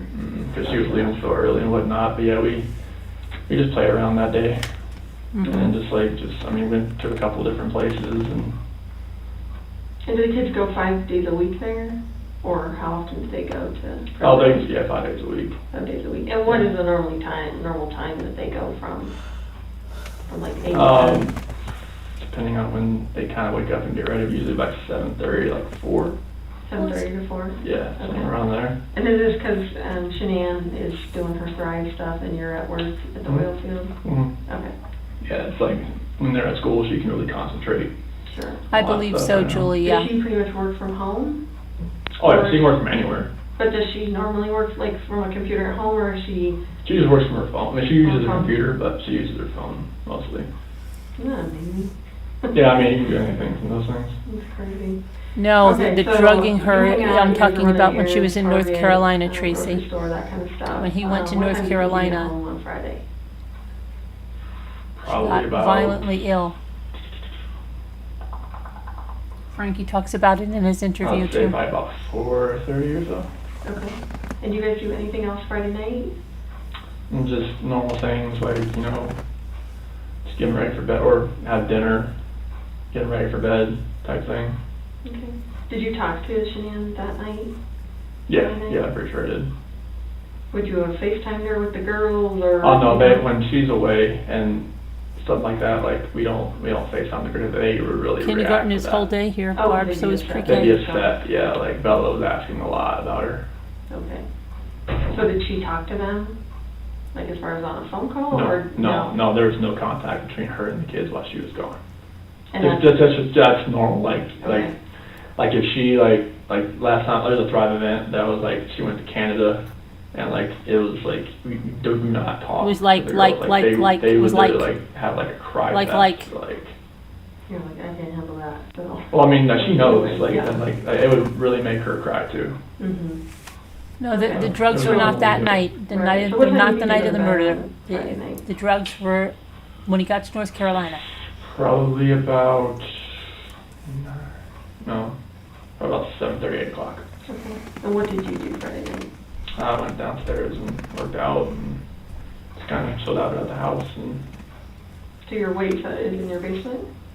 yes. Okay. So you went and worked out, and then how do you chill out? Like, what do you normally do? Sports Center, and just like if there's a cool movie on to watch or something like that. And Did you have anyone over on Friday, or Mhm. anyone stop by, or Mm-mm. anything like that? you know, Okay. And then what happened Saturday morning? Saturday morning, kind of the same thing. Like Bella came in bed again. Like when she wakes up, she comes into bed and just kind of lays next to me, and then just kind of waiting for Cece to wake up, type thing. And then I was gonna go to Costco that day, but Shannon said she'd just do it when she got back. And go back on Monday, get some chicken or vegetables and stuff like that. But I got most everything from that click list, the King Soopers.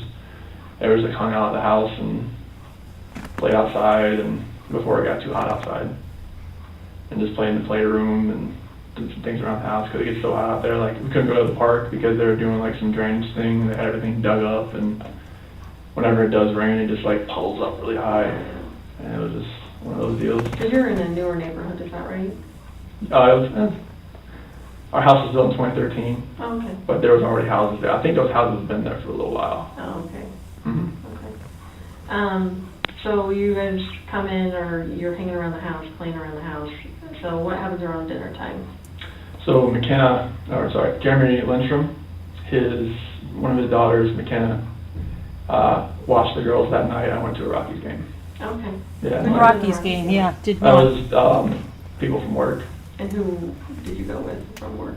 It was so it was Cody Liar, and Give last last one. name, too, just because I don't know who's been Rock there. Van. oh yeah, it was like Cody Bourgeois and yes, because it was a raffle that we had from work. Oh, okay. So it was a work function, but it Yeah, was work function. Cody Bourgeois and Cody Bourgeois. Sam LaRue. Sam Those LaRue. two guys? Yeah, Okay. So just Yeah. 3 of you guys went? yeah, and then I came home about 11. Did they win? Yeah, it was a walk off 3-1 home run in the bottom of the ninth. Nice. So this is Saturday night, right? Saturday night. So what time did you actually leave to go to the Rockies game? It was like full 5 o'clock, Oh, yeah. 5 o'clock. Did the Rockies game start game. 7 or 6:10. 6:10? Yeah, I Did you got stop done. and eat dinner or Yeah, it's lazy dog. at the Lazy Dog? Yeah. Who did you eat dinner with? Not St. Pete. Oh, okay. Yeah, so got down there, the Rockies game, came back about 11 or so, stopped by at the gas station next to the house, got some money from McKenna, gave it to her. What gas station is that? The one right by our house. Do you Conoco. know what kind it is or? Conoco, Okay. I think. It's next to a Pinocchio's restaurant, Pinocchio's. so got Isn't that purpose, isn't that, isn't that, fit him? Pinocchio's, right next to Pinocchio's. From the Rockies game? Yeah, How did you get there and back? with the Lexus. Oh, with Lexus. So did you pick up anyone on the way? Did you give rides to anyone? Oh, You no, just met them nope, down there? I didn't have anybody in that car, Where were nope. your seats, do you remember? It was on like the third baseline. Like good seats? They're decent. First level kind of? Like 10 rows up probably, something like that. Nice. It was not too bad. How much did you pay for the raffle? Oh, it was just something to enter. Oh, Something to enter in there. nice. But they always have something like for a golf tournament. I'm not a golfer or anything like that, Yeah, but it no. was something to enter. Do I'm you just a and your, cheater like, and a killer you and a work murderer. Together every once in a while? Not mainly. This was just like a random thing. It was something, I never won anything, so it was just like Never one of those wins random anything. things. Did you pick them to go? Like, No, I won that one. Yeah, Like, you all won. 3 of you won? Yeah. tickets? Yeah, you were Yeah. really winning. And did anyone else meet you guys there from work or? No, it was just a random thing. Okay. Yep. Yeah, but when we got home, I called Shanann. I asked her how much to give McKenna, and she was like, "It's like, do I give her 60 or give her 50?" I was like, "Just give her 50, because it's like, okay, you don't want to overpay her." I'm like, okay. When I get there, and the expedition was there, I think that was Jeremy's wife's car, John Masaki.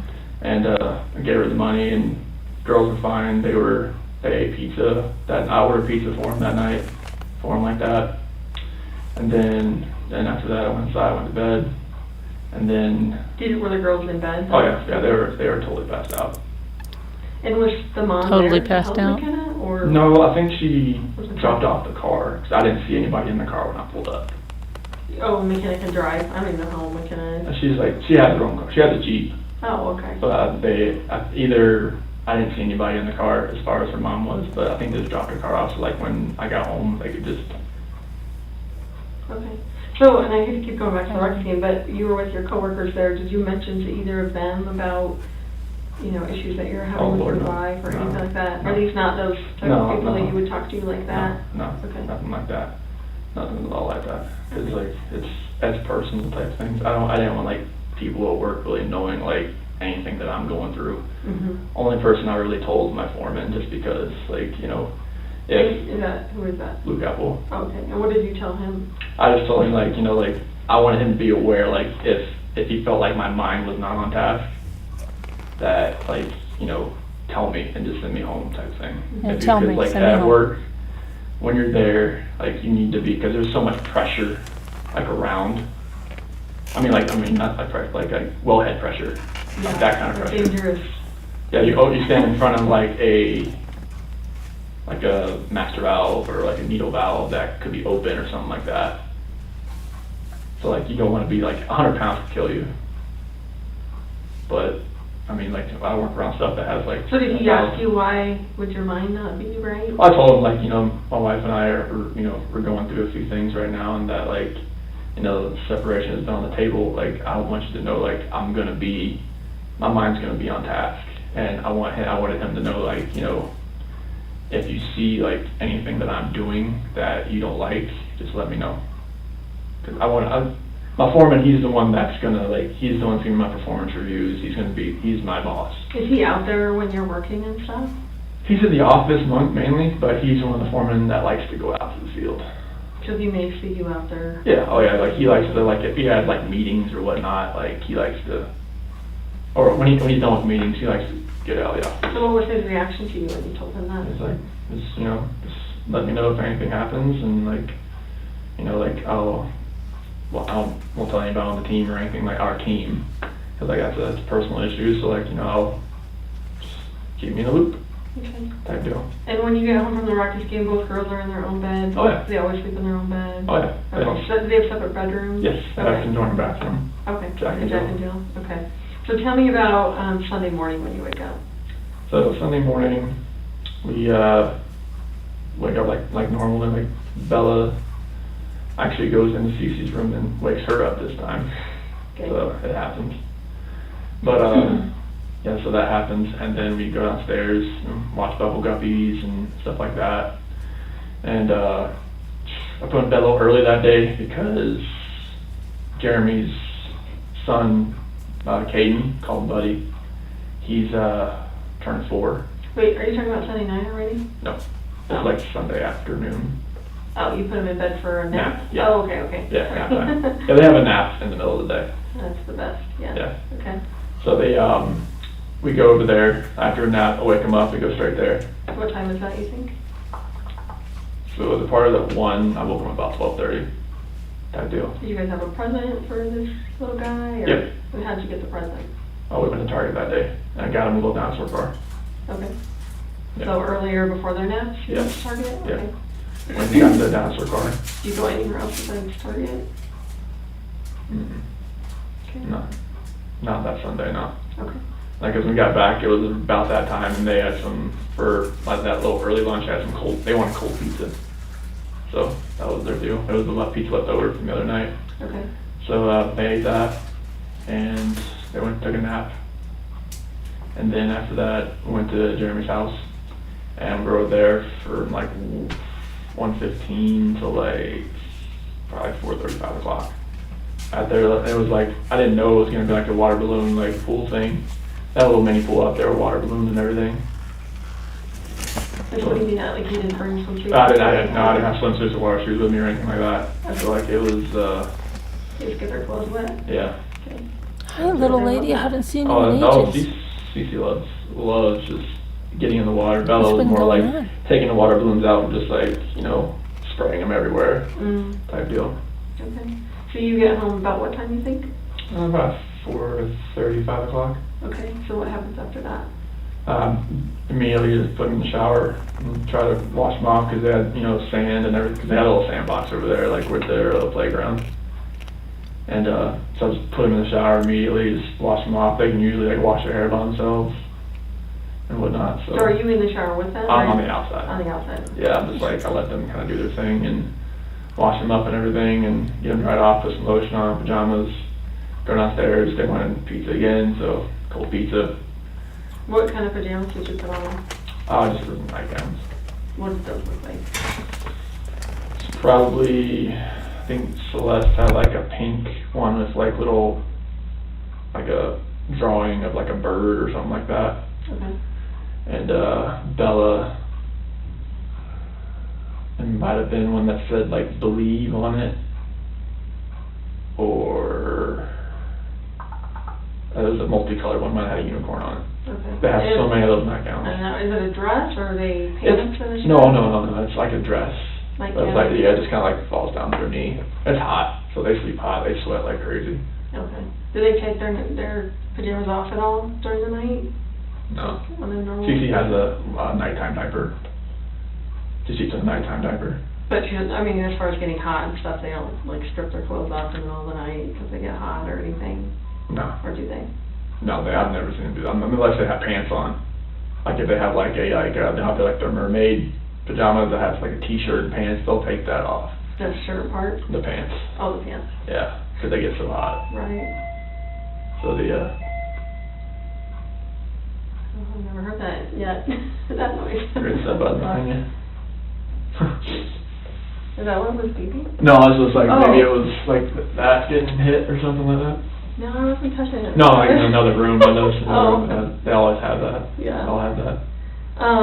Okay, so you get them in their pajamas, Feed them dinner feed and them. FaceTime, Shanann's parents. so not Shanann, just her parents? Yeah, her parents. Okay, perfect. Yeah, so they FaceTime them for a little while, and after that, they sit on the couch. They'll have a Minnie Mouse.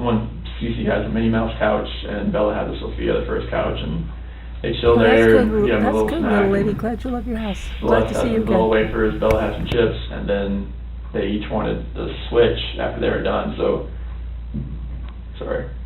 Bella had little wafers after that, and Cece had some like Cheez-Its or something like that. Okay. And then after that, just brushed her teeth and got them ready for bed, and they both used the potty and like they normally do, and put them in bed. Okay. Do they normally go to bed right away, or? Well, they lay in bed. Like they don't get out like once the rain machines are on and lights are out. Like Bella came out twice that time just because she knew like Shanann was coming home. Like I told her like, all right, she'll be home Monday, type thing, because like Shannon's not gonna just go in there and wake her up at like in the middle of the night type thing. So like I told her she'll be here, and she knew When like, you wake up. yeah, she knew like, all right, time yet? Like she comes out like, she home yet? Like, no, baby, just when you wake up. Okay, when you wake up, so, okay. About two times she came out asking about that, but Celeste hasn't done that yet. So as far as, said you talked to Shanann at least one time to ask about how much to pay McKenna. Yeah. Did you talk to Shanann any other time? Oh yeah, like during the day Sunday. Okay, and how was that? It was just fun, just talking about the kids and like, you know, texting back and forth. I don't have much signal over at Jeremy's house. There's like a dead zone on Erie Parkway over there somewhere. Did you send her pictures of the kids Yep. at the party and stuff like that? Yep. Okay. And what did was she happy about that? I was like, yeah, I upset, miss them type thing, you know. Mhm. Yeah, but like, I sent her pictures while she was gone. What about like phone calls? Did you guys have any phone calls? Yeah, we had a few. I couldn't call her over there because it was bad signal area. I barely get the text messages out. But yeah, I And mean, you didn't call her at Jeremy's, is that what you're saying? yeah, I couldn't. Cause But the other time, like Saturday night? oh yeah, like everything. Yeah, we just talked and asked how everything went and everything like that. And once I got him home, like after the party and got him to bed and everything, told Bella's like she knows you're coming home and she's ready and everything. And she was texting me like about like 'cause the power went out I guess in Arizona because of the dust storms, and her friend Addie and Cindy like they paid for dinner and stuff like that. And yeah, Nicole and her were at the airport, and Addie's plane got delayed, and they were hoping theirs weren't getting delayed, but it ended up getting delayed.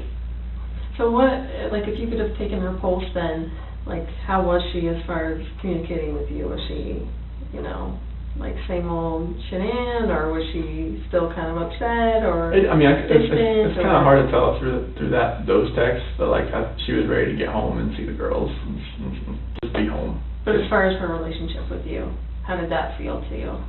I mean, it felt like she did when she left. Like it felt like like she was like in that state of mind where like, okay, she decided to be home. Like maybe she like,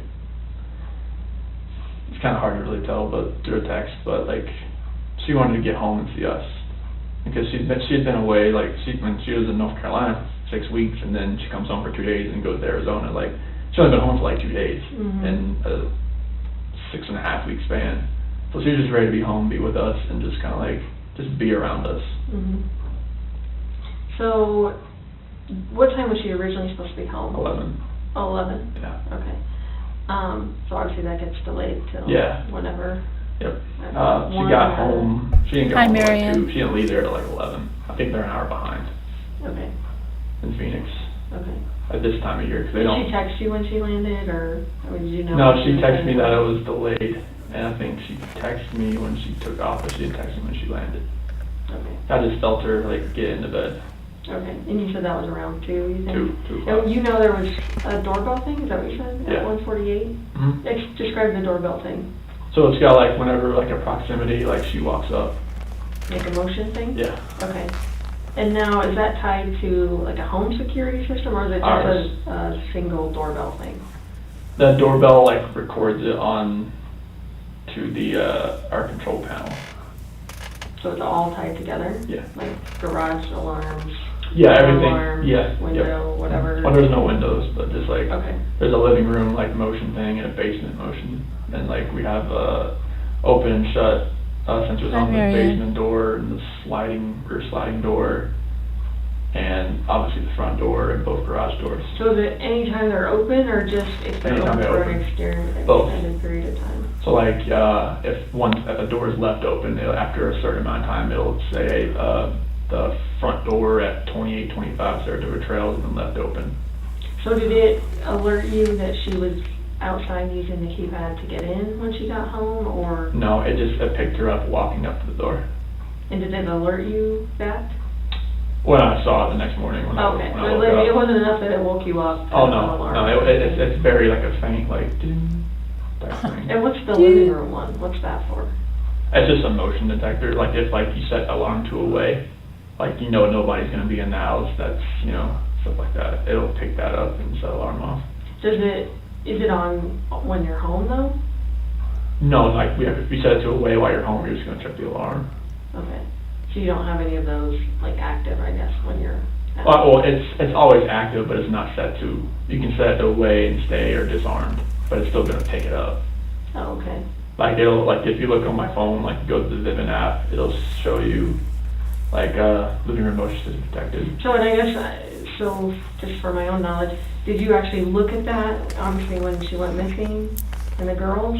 Did you look at your living room alarms and that, to see if there was stuff going on in the It living doesn't room? like once because we had so many like doorbell trips because it was messing up so much as far as like little things setting it off. I can only go to the history so far. So you don't pay for the cloud storage for that? No, Okay. Is that an option? they had never given it to me. Okay. But like So how far did it go back? I'm not sure how many like different like Like, events that it can store. Like it'll have notifications, you can scroll it, but it eventually just ends. Not sure how long it'll actually keep it. So when this all happened, did you look on there and it like? The only thing that I saw that was really strange was that when I left, it said the garage door stayed yeah, open. like. And no, so if that was on there at I might 5, have frozen. whatever, in the morning, right? Wouldn't the other stuff still be there too that happened after? Like if there was motion in the living room or the basement or whatever? It should have been the only thing. There was like a basement door left open and garage door left open. Oh, when was the basement door left open? It was about the same time. 5:27? Yeah, it was like within a minute. 5:27. And then what was the other one, did you say? That garage door left open. Was the basement door open when you went back? Not that I remember. Like when I got there, everything was shut. Garage door was shut. Basement door was shut. What, like, you go out to the basement, like, The is it a basement is- walkout? No, Oh, it's a garden level. okay. So there's like the windows. I mean, you can see the backyard. It's not like one of the ones that's like a normal one where it's like a deep dive, like where you have to look up to see like the level of the So grass. what's the basement door then? I guess Oh, so the basement door is so like when you walk in you walk into the house through the garage, and then as you're walking to the living room, you take a right, and then that's the basement door that leads down into the basement. Oh, so that door has an alarm? It has a sensor that tells you when it's open because you can, since it's a garden level basement, the windows. You can walk into the backyard and you can open a window. You don't have to dip down. You just open a window and you can walk in, type of thing. So there's an alarm on the There's a little- interior there's- door yeah. because Because like you could, in case an intruder came in yeah, through through the window, basement? yeah, like stuff like that. Okay. And that one went off too? Like, Yeah. was that before the garage or after the garage? Which I think one it was was, first? one was at 526, one was at 527. I think the 527 one was the garage and the 526 was the basement left open.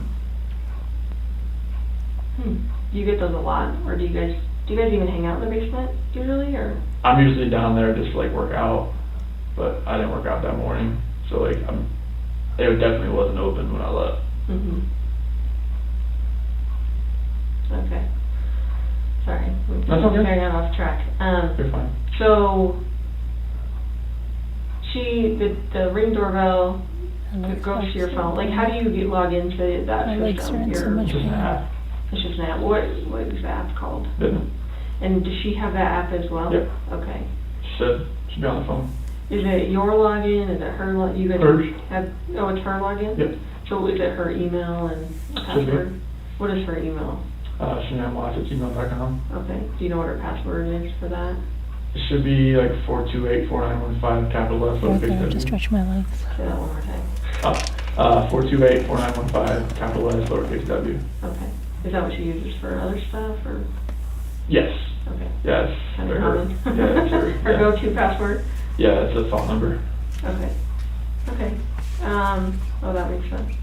So, It's a phone number, not hers, but it's a phone number. right. Okay. So, I know, like, I have a Ring doorbell, and, like, our flag will shut it off sometimes, you know? Yeah, that's why it'll kick I took on. my flag down, because like it kept like, after we had like the camera reset, because it wasn't working for a little bit, it was picking up, I thought it was the flag, but like, it wasn't. It was like picking up just like the tree moving around Yeah. and bush, like a branch or something or. The shadow or something, like, yeah, I feel like Yeah. ours does that too, so. Is that the system that was installed in the home when you moved in, or is that something that you guys We did. installed? When did you guys install that? I would guess 2 years ago, 2 years ago? I think. So are you completely asleep when she gets home? Yes. Do you hear her, like? I feel her, I felt her like get in. But as far as, like, did you, was she putting away her luggage, you know, like? No. Like me, I'm crazy about, I need to unpack, like, the second I get home, no matter. It was, like, it was in the morning. really late, but like, I don't know. You don't think she was unpacking No. suitcases No. or whatever? You think she just, like, No, her went up suitcase the is still stairs home. and? Her suitcase is still there, Okay, yeah. okay. So she's one that would wait till the next morning when she woke up and Yeah. unpack her suitcase and Yeah. everything? Okay, and do Yeah, her or laundry. some-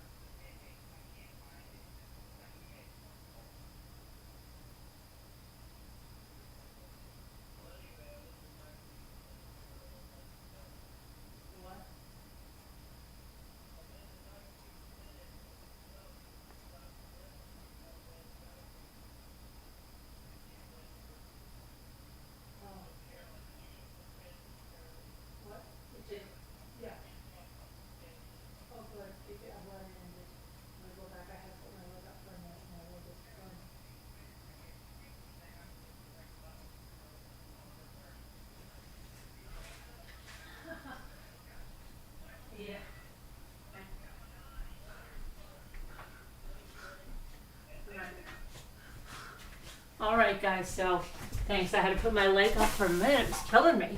All right, so that was that part. So you see him when he's, she's telling him that you shouldn't be taking that test if you've done anything. You'd be pretty darn stupid to take that test if you have done anything or have anything to do with their disappearance, right? So, yeah. And then we have, this is part 2 right here. And it says his pants may burst into I'm really excited to flames. meet creators that But, I've been watching for years. I just want to look at one thing over here. All the guys that she watches are all very positive. You said the next thing you know is her getting into bed with you? Is that I right? just want to get it up to the polygraph, not the whole thing. Just to where they're going to hook them Do up. you know if she was on her phone or, like, how any of that works? I don't think she was on her phone, like, 'cause, I mean, it was really late. So what is her, like, He's getting routine very for when nervous she now. comes to I don't bed, think she was like, on her before she phone. gets to bed? I know It's it's really kind of late. weird because she was coming from the airport, but, like, on a normal night, like, does she brush her teeth, take her makeup off, Yeah, like, it's- give me that routine. Yeah, so normally it's like, alright, she'll brush her teeth, she has some makeup remover, like a rag, and she'll do all that. She'll take her the balance, which is like something to help, like, stomach. The balance stuff, that's what he put the everything. drugs in Like, North not- I don't know, Carolina. like laxative or Allegedly. something like that. Mhm. But yeah, she'll go through, she'll do that, and then that's pretty much it. And then she'll lay in bed and she'll text people, call people, like if she needs to, as far as like anybody, a promoter, customer, anybody needs her. Does she charge her phone next to the bed? Does she? Usually. Okay. He's What already about been with her using for like Apple 2 Watch? hours, Is that okay? right? Yeah. Does she charge her Apple Watch every night? Charger's sitting right there next to it. I mean, but does she do it every night, or does she Yeah. wait till it's Yeah. almost dead? She usually does it every night. Every night, so Yeah. she doesn't sleep with her Apple Watch on? No. Does she sleep with anything else on? Usually a t-shirt and underwear, that's about it. T-shirt and underwear? Yeah. Okay. What about that night? Do you remember, or that morning, I should say? I think it was a t-shirt. I think it was a t-shirt and underwear.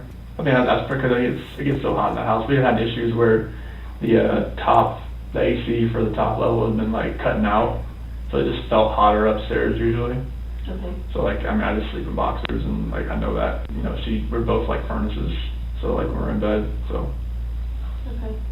So a t-shirt, underwear, like, do you know that, or are you just I'm just guessing? guessing. Okay. Did you see Guessing. her, like, I outside of the covers? just saw her like, you know, like here up, 'cause that's when like I felt her crawl in the bed. Was there hugging or kissing or anything else that went on when she got into bed? No, I just felt feel her get into bed.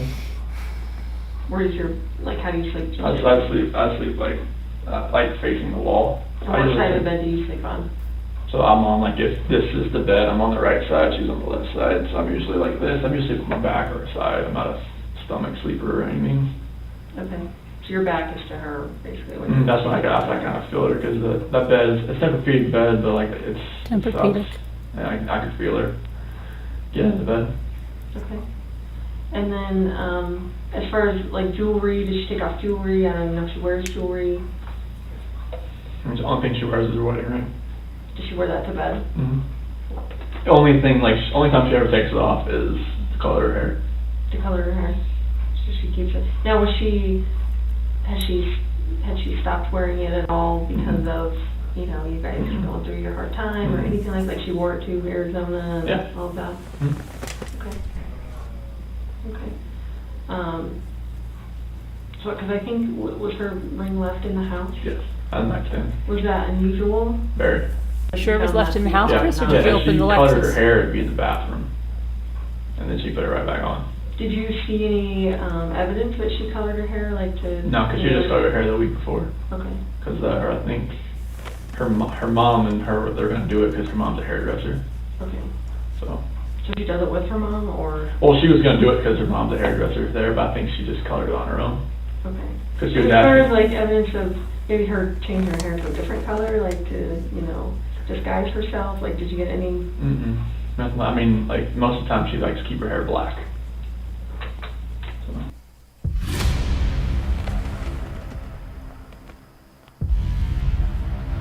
What was the process? Okay. So she gets into bed, you feel her get into bed, and then is there a conversation at all? When she gets into bed, no. Like, I wait till I get up.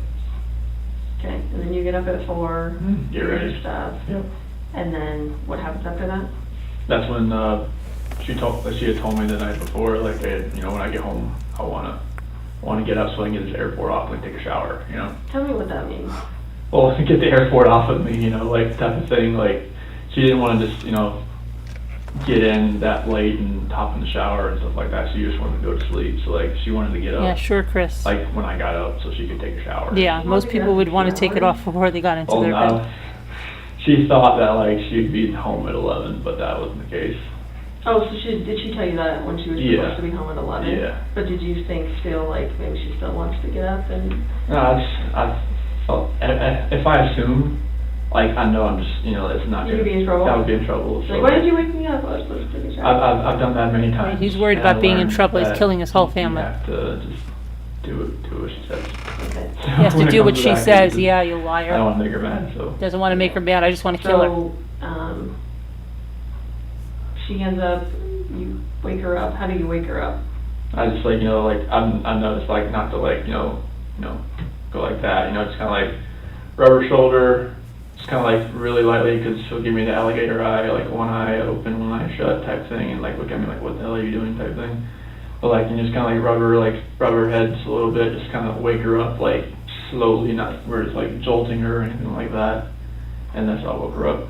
So are you outside the bed when you're doing that? I slid back into bed. So you're in bed doing that? Yeah, Okay. on top of the covers. Like on top? Yeah. Okay. So I'm in my work clothes and everything like that. Okay, and what did she say? She's like, I asked her like, hey, you want to wake up, take a shower? And she's like, yeah, I'll do it. Stuff like that. And then I told her like, can we talk a little bit? And she was like, yeah, let's talk. Like, was she groggy at all, or was she? No, I mean, she was pretty. Pretty with it? Yeah, pretty with it, and surprisingly, but like, yeah, she's pretty with it. Okay, and how did you start that conversation? I told her, we need to sell this house. Like, we need to downsize. We need to get something to where we're not, it's not strapped so much. Because I mean, the house, we're paying like, can I go down how much we're paying a month for the house? Yeah. It was like $2,700 a month, and that's a lot. And I mean, with the kids' school, like, it was a lot. So it was just like, all right, if we can like sell the house. Like, she had already contacted the realtor like the week before through an email. So like the realtor already kind of knew about like that we were interested in selling the house. And so like And how long have you lived in that house? 2013. Okay, so. In May 2013. Okay. So like, yeah, I went through that, and actually like I was, maybe just get something smaller, like Brighton, North Glen, somewhere that's cheaper. I know nothing's cheap right now, which is something, but like, I told her, and told her about what I was feeling. Like, I didn't want to text her, I didn't want to call her about like a separation, like really, like, I wanted to be face to face with her talking about that. Right. And So tell me how that conversation went. it was just about like, I just don't feel the connection anymore, and that like how we were together, like it just wasn't working anymore, and that like the love that we had in the beginning, I don't feel that anymore. And that, she said, like, it was more of just crying and emotional, and it was. Was she mad at all? Being crying like she was, crying like I was. She was upset, but it comes with that kind of conversation. Yeah, of course it does. It comes with that kind of conversation. That never happened. Did you of anything? Being a woman, she's like, is there somebody else? I'm like, no, there's nobody else. Being a woman, she's like, is this is somebody me else? talking to you about this. Isn't it like somebody came into my life and took me from you? This is, me talking to you. Mm-hmm. This is just me. Mm-hmm. Like, there's no outside influence coming from this. Like, This is what not just I'm me. trying to- There is an outside influence. This is how I feel. Did she seem like she believed that? When I told her there was nobody else, Uh-huh. yeah. I believed her when, if I believe that she would never have like an affair on me, and she knows that I wouldn't do that. You would for never her. do that, Chris. Like, we've talked about that before, like many times. Like, Has she ever accused you of that in the past? No. Has she ever like suspected like anyone else that you're close to? Like way, way, way early in our relationship, like when. I will never again lose to my brother, decided Issa, because I've switched to consumer cellular. When we first got together, and I was still getting messages from people, girls I was friends with, and she'd ask questions and like stuff like that, like, who's that, like, how do you know her, like, and I would just like, Broken. not talk to them anymore, just like ease her mind type thing. Was she like a jealous person that would, look through your phones, or? She had full access to my phone. I know, but did she? I used a calculator app, so I hid She everything used my from phone her for that I was Facebook cheating or, on her. like, Thrive or. She Instagram. would use your phone for that? She used, because she would run like some of the Thrive stuff through me. Like, she would like make a post for me, something like that, Oh. stuff like that. Did you do that as well? Like, would you log into Facebook no, or whatever? no. Like the only reason I logged in on Facebook like the last 2 days is to show the cops like other pictures and stuff like that, or show like the news crew a picture or something like that. Okay. Because she had it on my phone as well. She could just like log in there too when she needed. If like she did it because like sometimes her phone messed up and she just used my phone and it's boom, it's right there. And then hers was on yours as well, is that right? No, she just used mine. No, but as far as you being. Oh yeah. She could toggle back and forth. Okay. Yeah, she just log out of hers and go into. Yeah, it was one of those things. Like, she knew I couldn't sell. She was trying to help you out. Yeah, it's like she would just use like any friends that I had and just went from there. people So get interested. how did the conversation with her, like, how long did it last, would you say? Say like, so like from 4:15 to just like closer to like 5. Like, And I guess I'm a little confused because you talked about that you were telling her, let's sell the house and get a house like cheaper in Brighton. Well, just like I wanted to sell the house just to like, so we can get, like, if we do separate, like, we'd have like some money to ourselves and we could like, if, I was hoping she would stay here. You know, like, cause she had told me before, like, you know, if we did separate, like, she couldn't afford to live here on her own. And she said neither could I. I was just like, you know, like, give it a shot, like, whatever money that we could get from the house, like, you know, 50. So you weren't talking about you guys buying a house together somewhere. It was more like, We can let's sell sell the it, house. We split can it, and then sell we it and can. just like we can go, like we can have some money left over, like, and be close to each other. Tell me about, I know it sucks having to sit here and talk to someone about all this stuff. That's what I needed to do. Tell me about your financial situation. I know $2,700 is a lot for a house payment. Yeah, I mean, How much were you paying for it at Primrose? I think last year we paid like $25,000. So what is it Or like usually a 18, month? 20,000. What's your bill usually? I think it's close to like $500 some dollars a week. Okay, that's a lot. Yeah. A lot. What other bills do you guys have that are big? Surgeries from Shenan's neck surgery. What happened to her neck? Disc that was compressing down. There was like nothing, like there was no like fluid that like the spinal cord with the fluid to support it was just bone on bone. Mm-hmm. And she has a scar like right here. Did she have insurance when that happened? Oh yeah. Okay. Yeah, but it was just whatever's left. But it was like over $100,000 surgery. So how much do you guys would have left to pay on that? She covered all the finances as far as like that. How long ago was that? That surgery, it was last. No. It was earlier this. I could look on my phone. I thought it was last. Yeah, it was last year because I remember Christina from Hawaii came to help, and it was during football season. Okay. So I think it was last August, September, October, somewhere around there. Okay. So fairly recently. Yeah. Okay. So what other big bills do you guys have? CC's, like endoscopies for EOE, because she had acid reflux. Okay.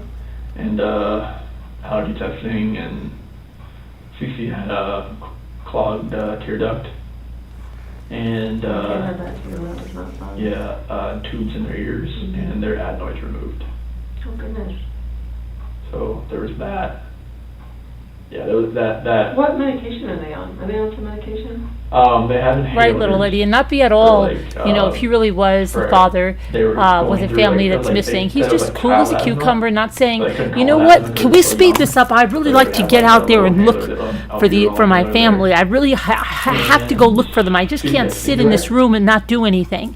Which was for allergy, like, and Bella, and CC had Meprazole too. For Never the asks, acid reflux. do you know what they're doing today? Do you know what area they're Nothing, canvassing? Are you nothing, getting nothing. search crews in here? What's Meprazole, going on? Never. Kind of give CC that when just throughout the day, like 30 minutes before she eats. If I gotta remember, like, somewhere in there, and seeing that I give it to her at night. He is like a robot. She's like diamonds. Shines like so what other diamonds. big bills do you have? I think that was mainly what we paid, and some credit card bills.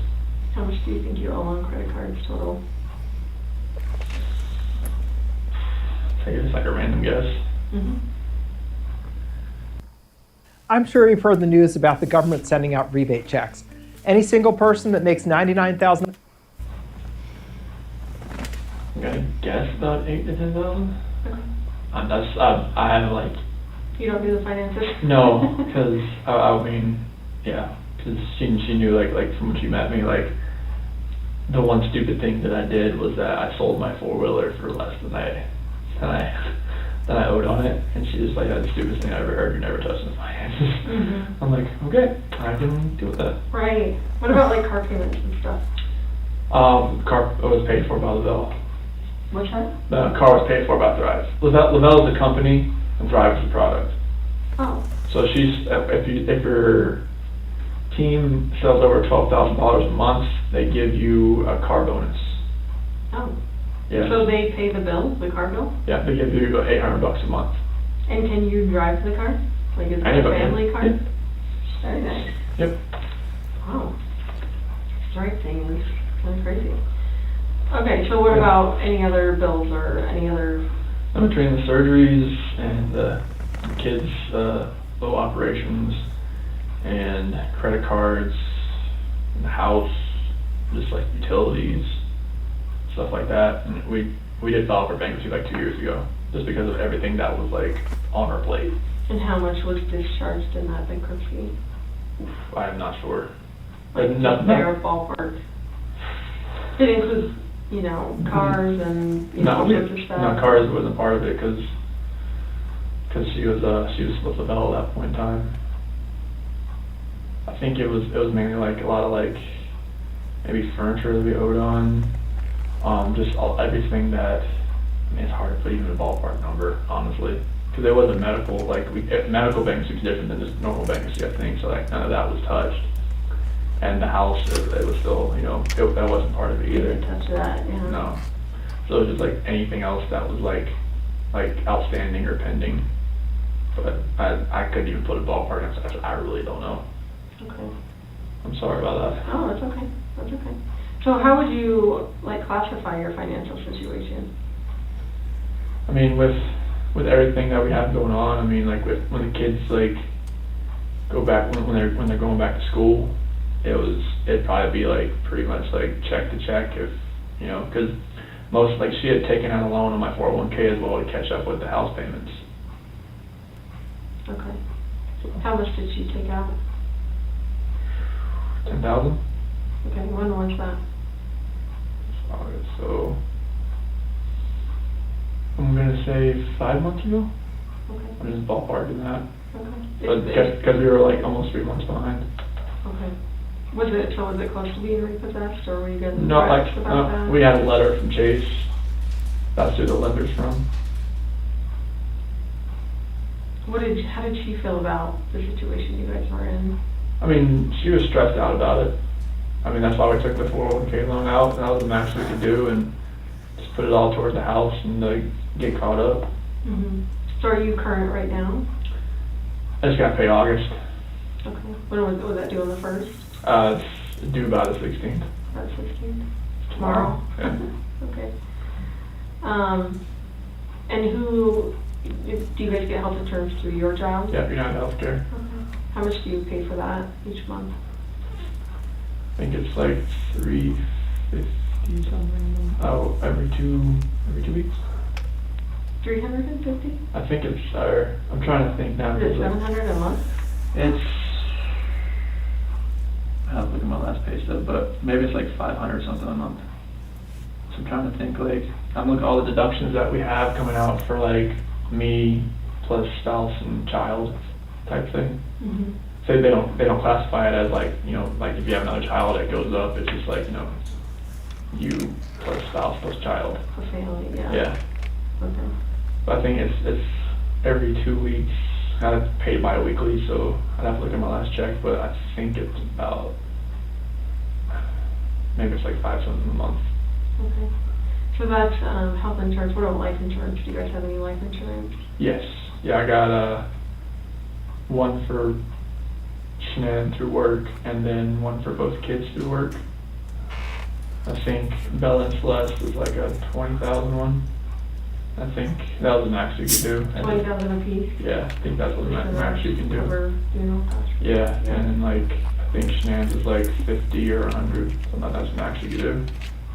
Okay. Do you guys have any other place life insurance with any other? I think Shanann has like her own, and I have my own type thing. Okay. How much do you have on you? Oh, no clue. Why would you know what you have? Did she get it? She did it. She does. Oh, She does okay. all that. Because I think the person who introduced us, my cousin's wife, she did the insurance. I think she did it through her. Oh, and what's her name again? Her name's Nicole, because they're not together anymore. Nicole Kennedy. Nicole Kennedy? Yeah. Oh, they're not married anymore? No. Are you guys still close with her, or like, would you talk to her? No, I don't think Shannon and her had fallen out. They did have a Yeah. falling out? Yeah, something about like her old boss and like some like money. Like, thing and like, and for, like.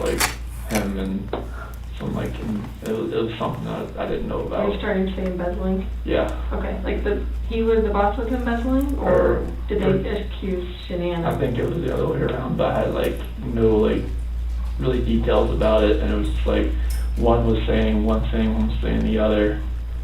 And it's like I just want to make sure I'm not getting this mixed up. Yeah. In my head. The boss maybe accused Shanann of embezzling money? Yeah. And how long ago would that have been? Well, that was like right before I met her. Like 2010? Yeah. Okay. And where was she working? Was she working at the... Like her boss was the one that owned all the wheel shops. And I think Nicole Kennedy gave her, she did insurance at that point in time. And I haven't worn a bra since I got this. Finally, a cute top that supports my breasts. Let me show you why. Okay. So whatever happened with that? Like the boss accusing your wife of... they're still good friends. The boss and your wife? Yeah. Okay. Yeah, he's like putting everything out on Facebook, like to everybody. He has contacts all around the world. Mm-hmm. So they're still like, she's trying to get him on Thrive and all that kind of stuff. I think he actually uses it, but not right, but he uses it. Okay. And then you said Nicole and Shanann had a not falling out because of that. Nicole Kennedy. There's so many Nicoles. There's Nicole's, there's Nick's. I don't want to get all this like mixed up. So Oh, and don't Nicole forget my Kennedy, mistress. Okay. But you don't talk to Nicole Kennedy either? Don't forget Nicole Kessinger, my mistress. I'm surprised he hasn't messed up that name yet. No. So do you have any idea like what policy Shanann would have gotten on you? Like how big it would have been, or you probably know what you're worth. I know I have like a dismemberment thing at work. If I get dismembered, it's like $250,000 or something like that. But as far as like anything outside of work, I have no clue about the dollar amount. I know she set all that up. Okay. For her and you? Yeah. Okay. Did you ever help her with that at all? Mm-hmm. Okay. Like she handles all that. Like she always did books at the jobs, like at the wheel stores and everything like that. And she was really good at it. Okay. She's great with money, so. Who, Shanann? Yeah. Okay. Yeah, she knows exactly like, all right, I don't need to pay this right now, I can pay all this. And like she knew like where to divvy out her money. Like a shell game. I'll pay this right now, yeah. And she knew what the priorities were. Mm-hmm. So how are you, how are you right this moment with your financial situation? Like, do you have money open on credit cards, money in the bank, like that kind of stuff? Yeah, so I think in Chase we have like maybe like 2,000 in there, in USA probably about 1,500. Are those checking accounts or those just Checking. Checking. Yeah. Okay. As far as credit cards, like most of the ones I haven't used credit cards. 'Cause I know they're like pretty much like she pays the minimum on it, so like I don't use them. Like maxed out probably.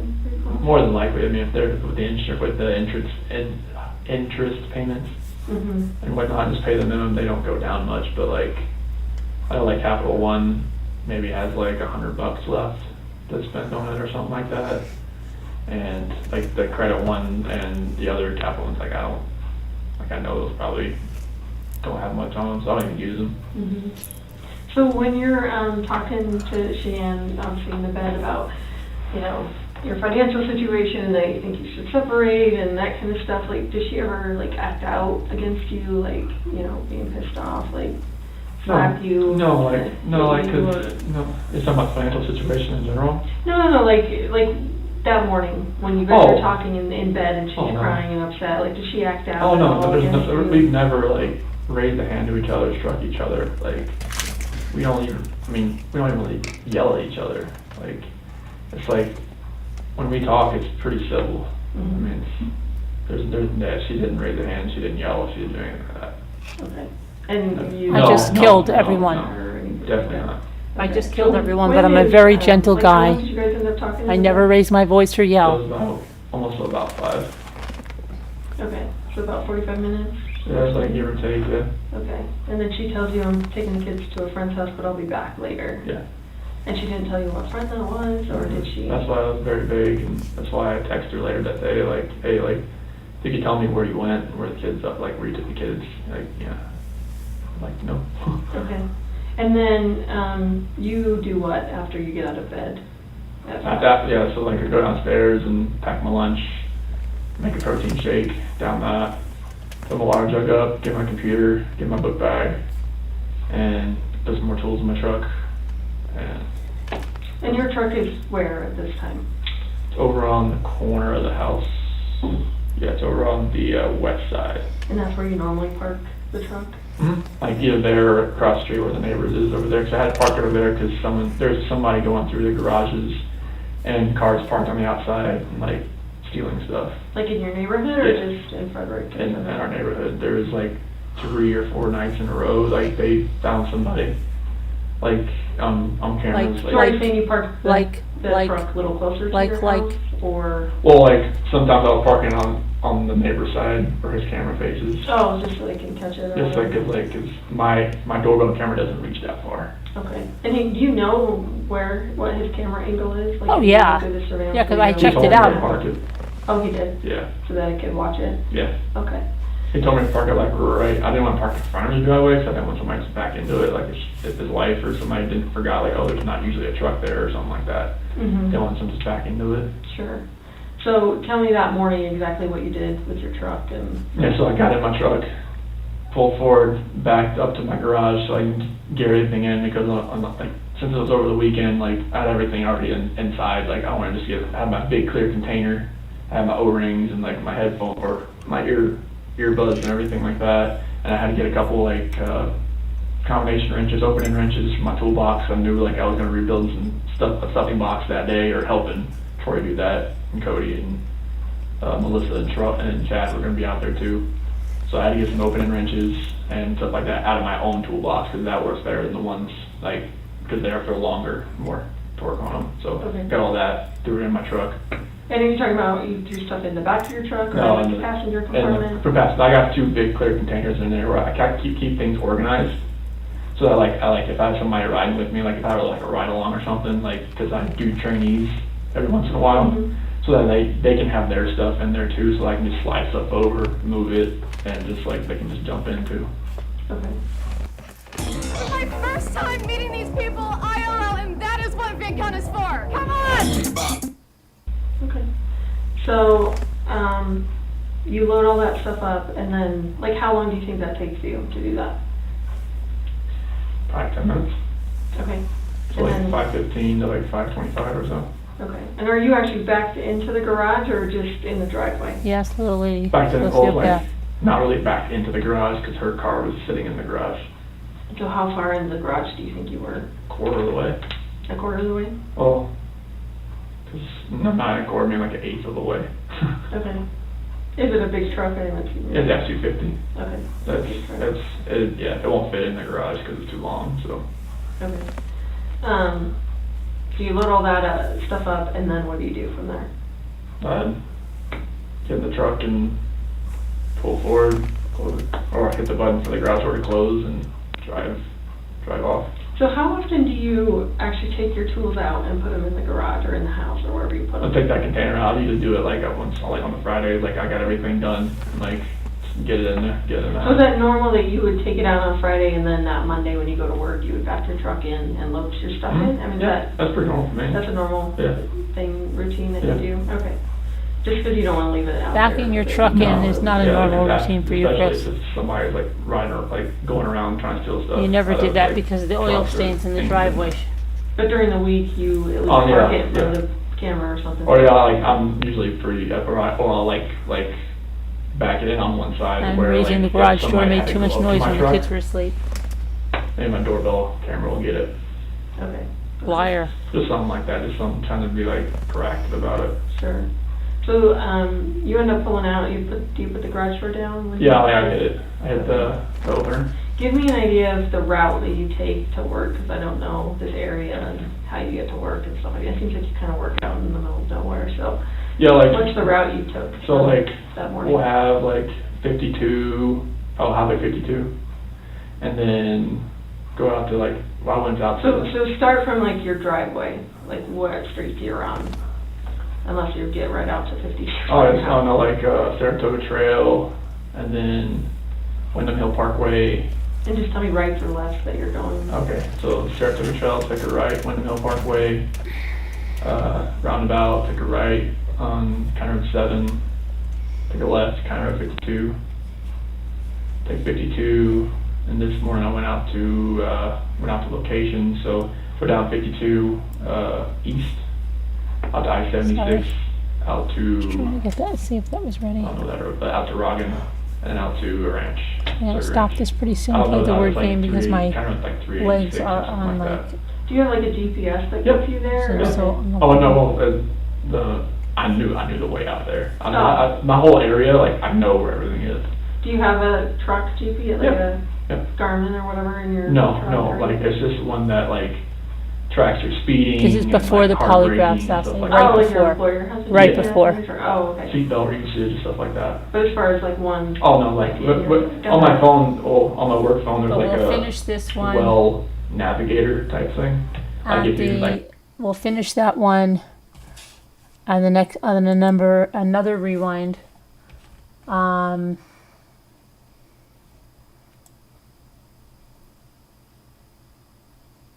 I don't know what this word right here is, but we just got to do the daily.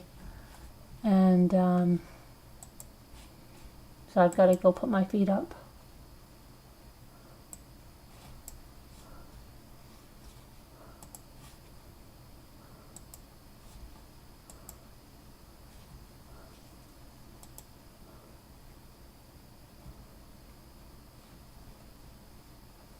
Alrighty.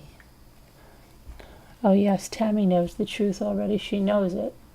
The crock of crap. He's trying to spin there. Okay.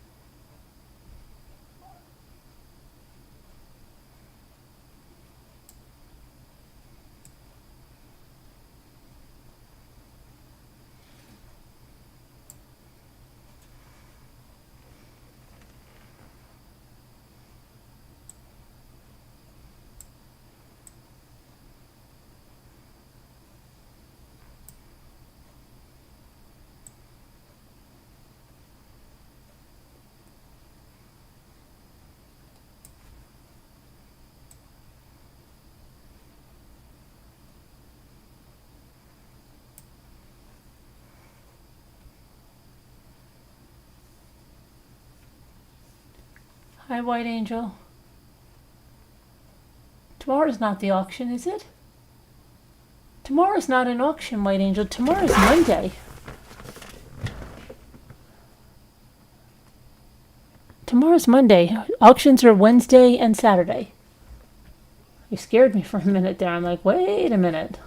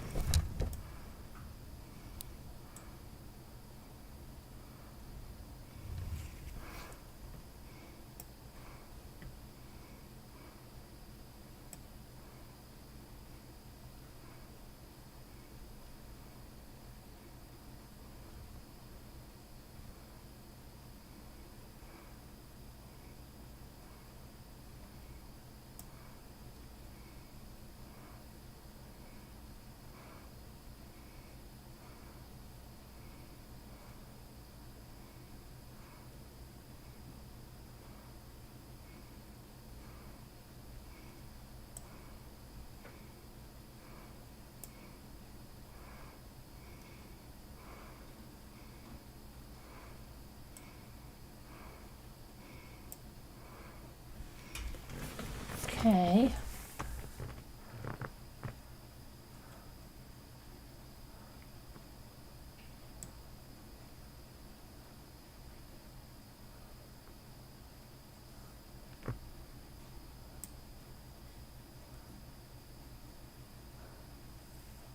Thought I did that. L-I. It's not there.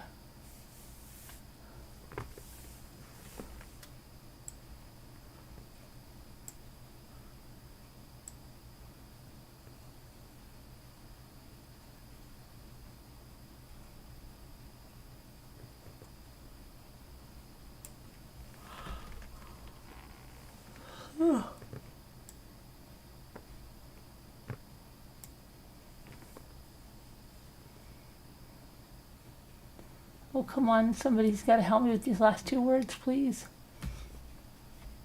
I need help, please. My legs hurt so bad.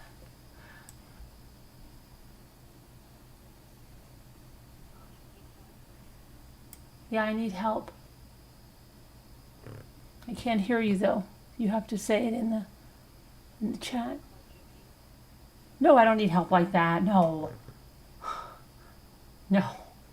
I need help with these two words so I can go put my feet up. I have two words here. Can you see them? Oh, that might be one bird of crows. Let me see. That sounds like that's one. Yes, that's one. Now we just need one more murder of crows. Come on, please save the day.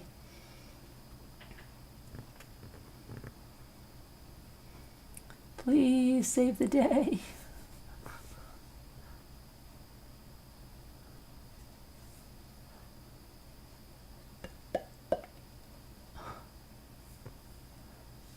Save the day, murder of crows. Please.